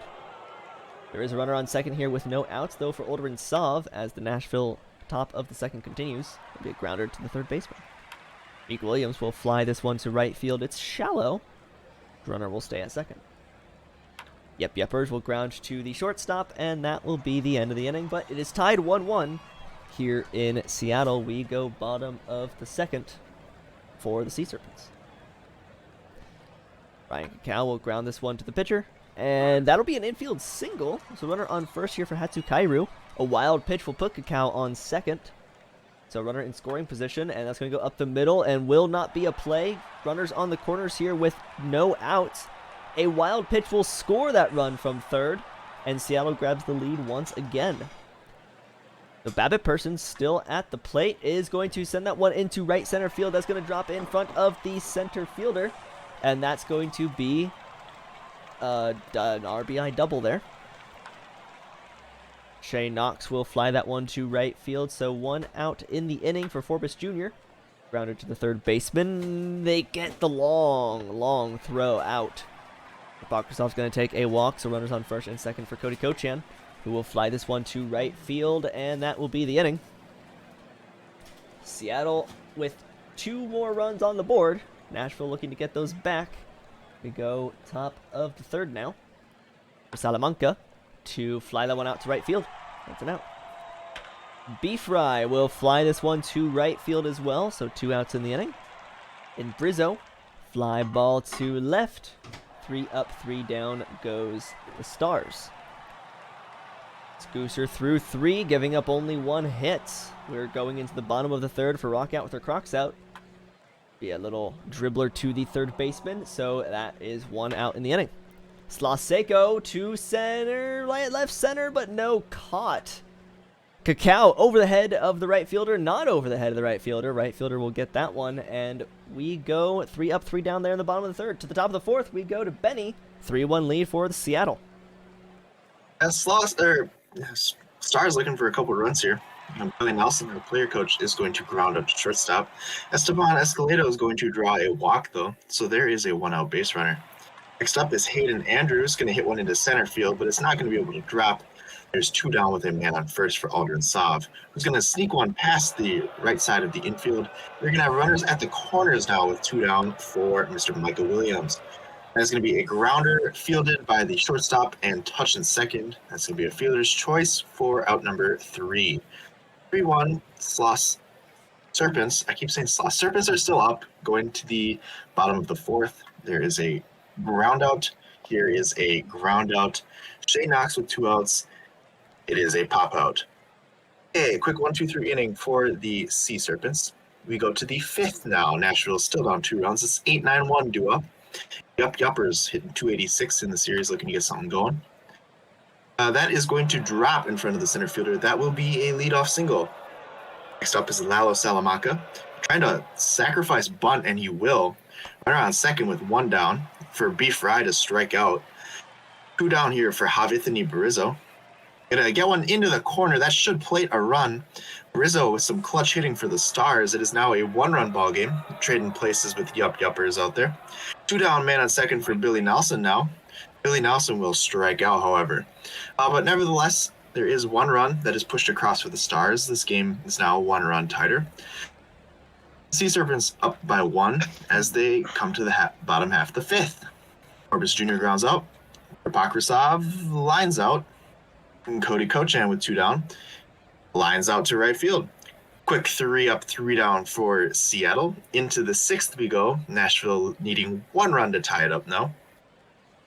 Esteban Escalado hitting .067 in the postseason. There is a line drive single right in front of the right fielder. Averages going up. Hayden Andrews with the runner on. Sack bunt does not work. They pick off the lead runner. Aldrin Sav then draws a walk. So there's one out. Runners on first and second for Micah Williams. There is a single play. They do not turn it at second. Yuppers with 2 down. It's going to be hit into center field. That's over the center fielder's head. Plays 1 run. Looking for 2 will be 2 runs. Nashville finds themselves in the lead via the clutch hitting 2-out double from Yuppers. Lalo Salamanca draws a walk. It's going to roll over to the top of the order. B-Fry with 2 down. That's going to be a bloop single that will score. Yuppers from second. It's now 5-3 Nashville. Still with 2 down. Javithani Barizzo steps in. There is a line drive into the corner. That's at least a double. That will plate 1. That will plate 2 runs. It will end up being a triple for Javithany Brizzo. Nashville cracks it open with a crooked number in the 6th and looking to keep going. Billy Nelson draws a walk. Runners at the corners with 2 down. Escalado looking like it's finally going to be over, and it will. The inning finally ends with a fly out to center field. Not before Nashville pushes 5 runs across the plate, though. It is 7-3 going to the bottom half of the 6th, as Croxout is going to pop out. Slaseco is going to strike out. Here's Ryan Cacao with a quick 2 down. He's going to hit a line drive that will drop in for a single. 2-out single for Cacao. However, Kauru is going to strike out. That is the 3rd out. We go to the 7th, and we go to Crew with Nashville leading by 4 runs. Nashville is up 7-3 in that key winner-go-home game 5. The first out of the happening game from Andrew, the second one game from Staub. As Micah Williams takes a swing, in my opinion, that was a strike. Referee calls the ball. It is a walk, but Yuppers will strike out. Looking. It's still 7-3 Nashville as we are heading to the 7th inning stretch. That is a ground out to the second baseman for Bobby Person. Shane Knox will throw one over the third baseman and get a single 1-on-1 out for Mike Forbes Jr., who's going to ground out. That's a double play. That's a 5-4-3, and the side is retired. 7-3 Nashville after 7. A substitution, Aduk Sinch is now on the mound for Seattle. As Beef Rye has a base hit, it is a single. A stolen base attempt is successful, but Billy Nelson will strike out swinging. The score is still 7-3, and Seattle is down on their last 6 outs. Out number 1 is a ground out from Kripo Krasov. That one is a base hit by Cody Cohan, runner at first with 1 out for rocks out with your crocs out. That's a strikeout looking for crocs out. Slovsego will draw a walk. Cohan will advance to second as Ryan Cacao will strike out swinging. Seattle gets 2 base runners, scores none. It's still 7-3 with 1 inning left. Ground out for Escalero, strikeout for Andrews, and here comes Sov with 2 out, looking to add insurance. A swing and a miss. It's a quick 1-2-3 from Aduk Sinch. The pitcher did their job, holding Nashville scoreless for the 2 innings. They were just 2-2. Now it's all up to the bats with Bazooka Joe on the mound for Nashville. That's a home run. The lead is now 3. A solo shot by Bobby Person, 379 feet. 98.8 miles per hour exit velocity. And we have Shane Knox. Is it back to back? Do they go back to back? No, they don't. It's a fly out. A swing and a miss by Mike Forbes Jr. and the game is over. Nashville wins the game and the series, and they will face. Someone. They face someone. Detroit. The Detroit Demons in the conference finals. All right, quick through this. Stars go 7-4. Take that final win there. 2 hits for Brizzo with 3 RBIs, 2 hits for Rye and Yepers, 2 hits for Cacao and Babbitt Person on the side of Seattle. Parton takes the win there for Nashville with Gooser getting the loss. Joe takes the save, and Parker Parton going 6 1/3, giving up 3 as your player of the game. And your MVP for the Seattle series is Yepers. Having gone 353 batting, 389 on base, and 941 slugging. 3 home runs in the series with 6 RBIs. Yuppers, and a standout performance. 6 hits, 3 home runs. That's a good one. All right, just barely over 3 hours. Not bad, all things considered. We're getting this uploaded. We're starting that. We did 2 series that went 5 games. Yeah, 2 series went to 5. How many? 3 went to 4. Yeah, 2 series went to 5. 2 were sweeps. 3 series went to 5. Oh yeah, sorry. 3 series 5. went to 5. 2 were sweeps. 1 was to 4. If I counted right, we did 10 live games in just over 3 hours with all of the changes that people wanted, which was not actually that many this season. No. Surprising. Wasn't last season like 13, 14, somewhere in that range? Last season I think was 9, like 8 or 9. Last season was a really quick one. The season before that or the one before that was insane. We've had some really long ones. We've had some really short ones. This kind of was right in the middle of all that. It's not bad, all things considered. I'm gonna go post our pay. That'd be great. Yeah. And then if you two want to opt in to the CW thread, go to the announcements and do that. They'll pull the money out of your account.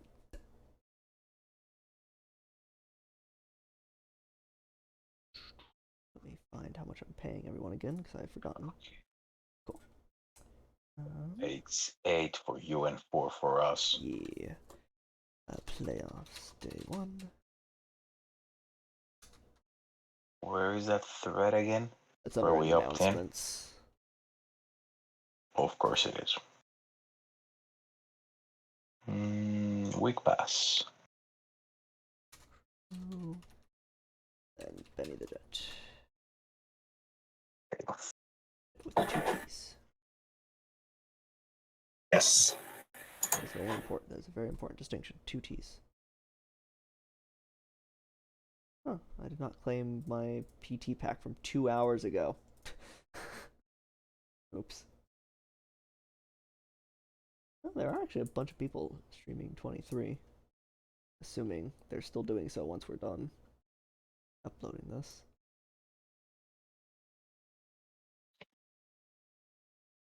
Ay, ay, ay. I think it's time to sit in silence. You guys need to go and head off and do whatever. Feel free, because otherwise I'm gonna... Yeah, I'm gonna sit here and go find like a royalty-free channel of just calming music, because after just over 3 hours, I'm ready to just shut up. Oh, yeah.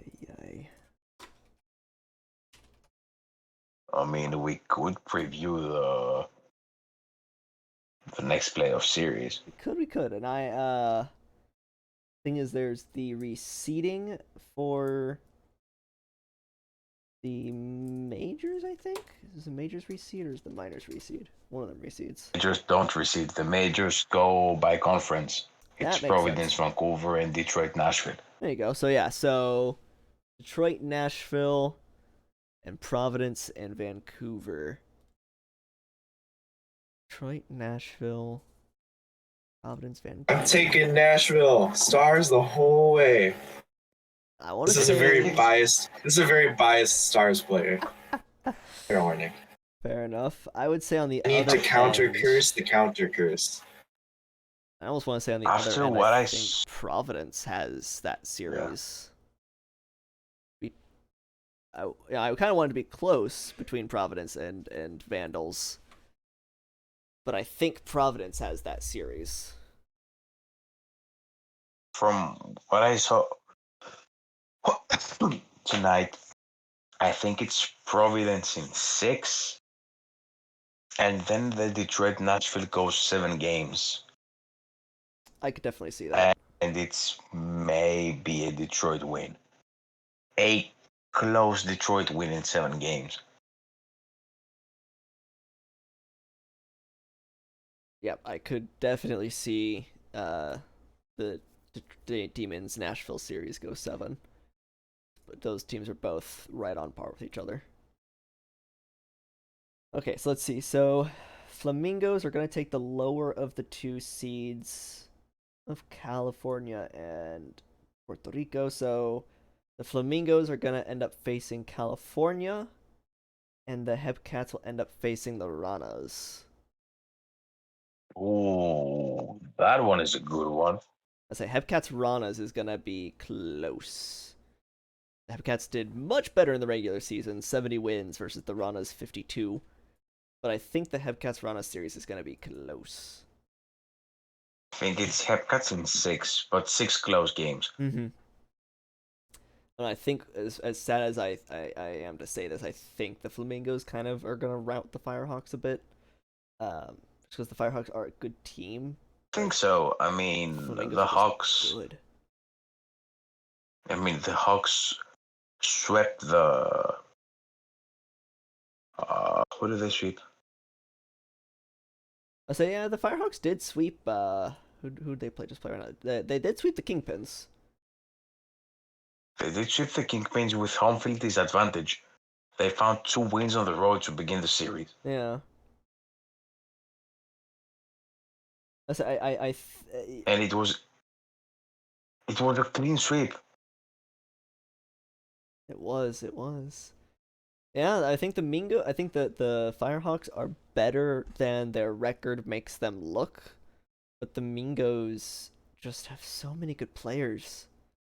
And their lowest batting average of a starter. Looks like it was 299. No, 278 is the lowest batting average of their starters. That's crazy. Scary. The Mingos That's a scary team. Yeah, the Mingos are a scary, scary team. Their worst starter was Psyduck, who still had a 9-7 record and went 5.05 ERA. That's their worst starter. And he still had a winning record. Go figure.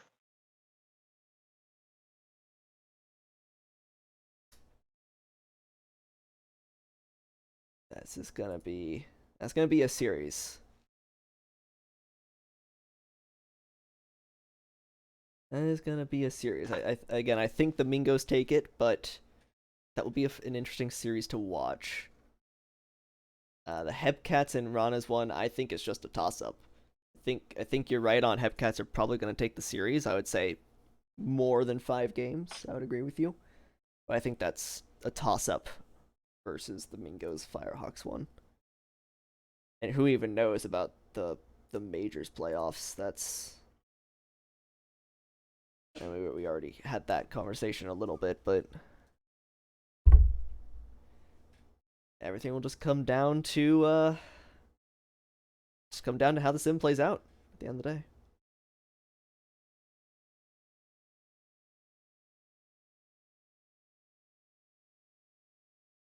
Let's see. If I remember correctly, I think AJ is streaming that day. Let me go take a look. Yep, it should be AJ. Maybe you need to close the Discord stream so you can Yeah, I always forget to do that. free some. There we go. Free up some bandwidth there. Yeah, so AJ will be the second stream of this week on Thursday. Looks like it might be AJ and potentially Reno, if Reno is around to do that. That's what's on the board at the moment. Then it's going to be LBG and Sarah to round things out on the World Series days. Yeah, fun times, fun times.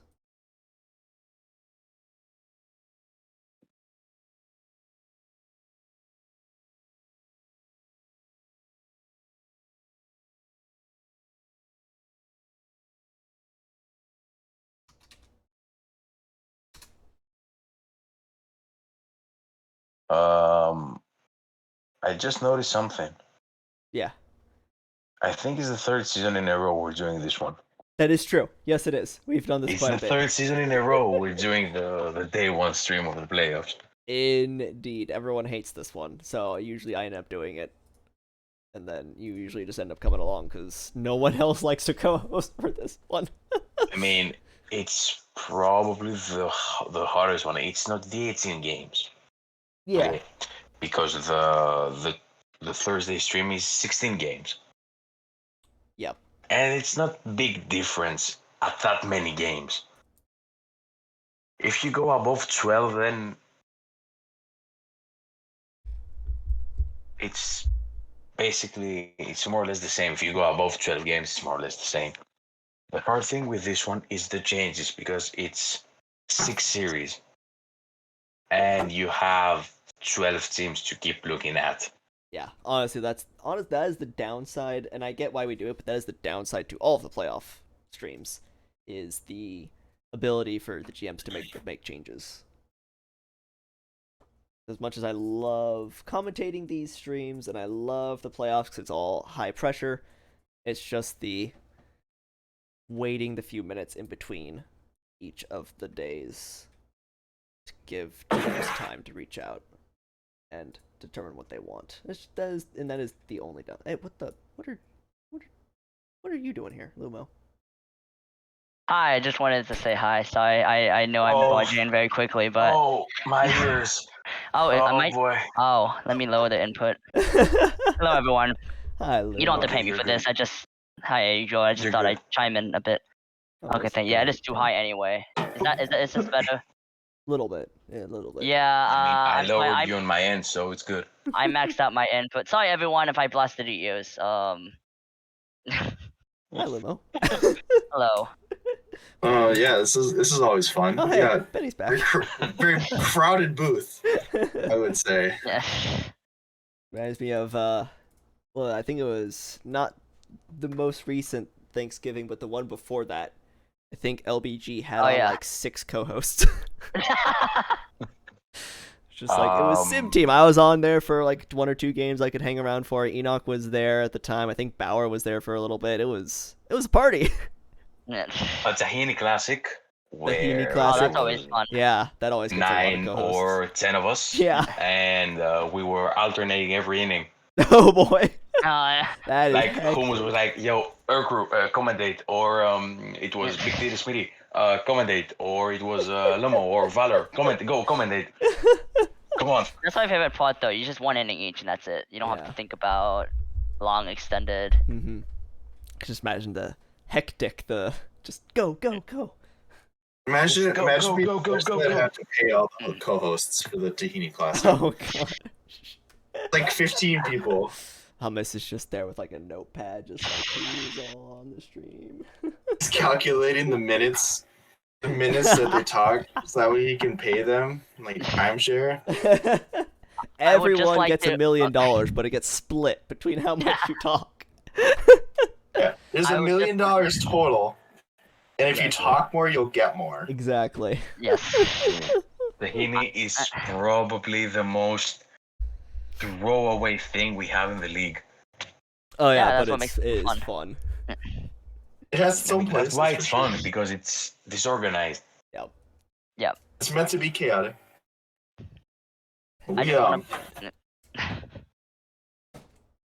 I just want to put a request out to Ajay to rig the series on Thursday for us. Just kidding. Don't actually do that. I'll let him know to rig the series for the. Fair Just enough. activate the chaos mod. Just activate Yeah, the chaos exactly. mod. Well, I was gonna mention Yes. that. I was like, why not, right? No, I'm kidding. It'll be fun tomorrow. Oh wait, Avery's on the playoffs. I didn't mean that as a joke. I meant that as a. Today is. Will show me in a little bit. Oh, I don't know. Yeah, I don't pay attention to that. We have to know that way everyone else. Wow, right? But that'll be once this finishes up. So, Lumo, on to the semis. Yes. Yeah, I'm excited. I'm just glad we didn't get swept. I'll be honest. That was my Yeah, you guys expectation. were the ones that did the sweeping. I was just like, please win a game. Like, as soon as we won game 1, I was like, okay, good, please sweep. No, I'm kidding. But, like, obviously you want to win, but you don't expect it. But then I saw game 2. It's like, am I having hope here? Am I having hope here? Okay. Am I allowed to And I was hope? just, and then I was just thinking, like, can we please win the next game so I don't have to make any changes? And I literally, I told my team, I was like, please win the next game so I don't have to make any changes. Because that's always annoying. It doesn't matter what situation you're in. That's always annoying. Yep. Yeah. Yeah.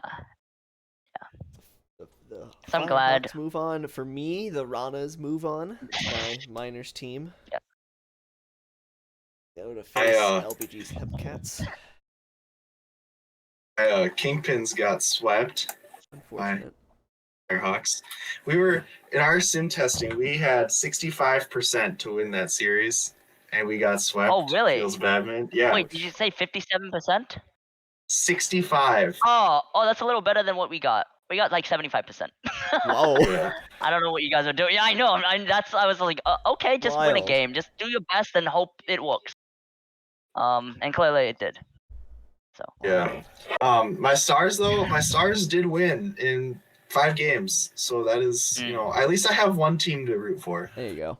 I am happy to hear that. Yeah, it should be fun. There's a lot more content on the way later this week. It should get only more exciting from here.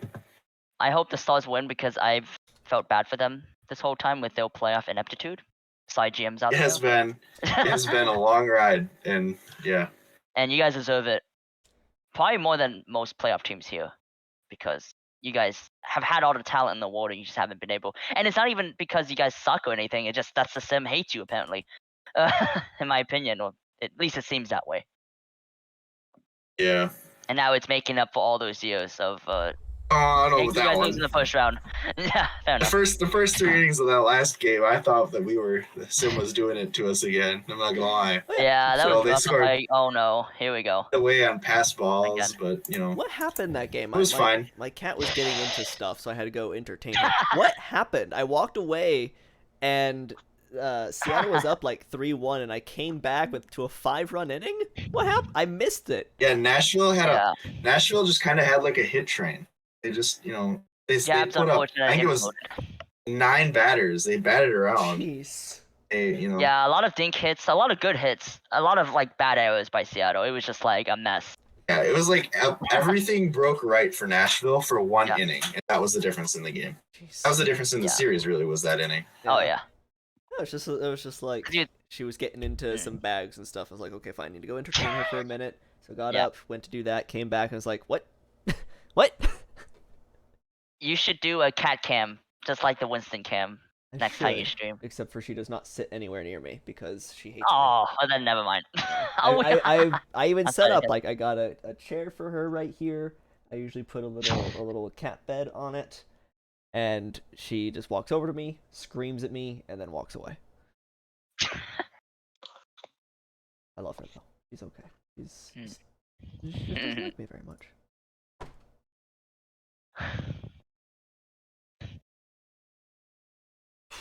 My dream has been for the Runners and Firehawks to face in the World Series, so I hope that happens. Oh, that could happen. Thursday somehow. It could happen if the Rondas take down the Hebcats in that series, and if you guys take down the Mingos, which you have some testing to do. Yeah. Oh yeah. No, we're gonna. Yeah. Once Enoch gets the sim file. Hint. No, I'm joking. He can take all his time. Don't measure yourself, Enoch. I'm just having fun. Yeah. Then it's all back to work. Yes. Right now. No, we have to upload this file first, then you can do it. It's done. Speaking of which. I just have to click the button. Yeah, there you go. I spoke just in time. Perfect. 9:23, is that what I just read? 9:23, yep. 3:20. And then I told the runners, if that happens, you guys can win. Of course, I'm kidding, Firehawks people. Of course, I want us to win, but No, you said it. I want to get them, so. You better stop talking before we have tampering. I know, right? I know, it's minus teams, right? Incredible. Oddly enough, the Firehawks. Miners ain't show you, but start taking notes. Exactly. I know, right? All right, well, everyone, that is that. Let me go double check. I think the OTP stream is still going, so I'm going to send you guys over to them. Oh yeah, they've only been live for an hour, so they'll be alive. They'll be alive for a little bit longer. So we'll send you guys raid over to OOTP themselves. Have a wonderful night, everyone. Thank you guys for tuning in for the 3-ish hours that this stream was. Thursday, AJ, and it looks like Reno is set up to do the playoffs on Thursday. So thank you to Benny and to Crew for coming and hanging out with me. It was a fun stream. Yeah. But have a good night, everyone, Splendid. and For this evening. yeah, I'll probably be back for 2 Sundays from now for the awards. So everyone, get out of here. Go away. Go sleep. Yeah.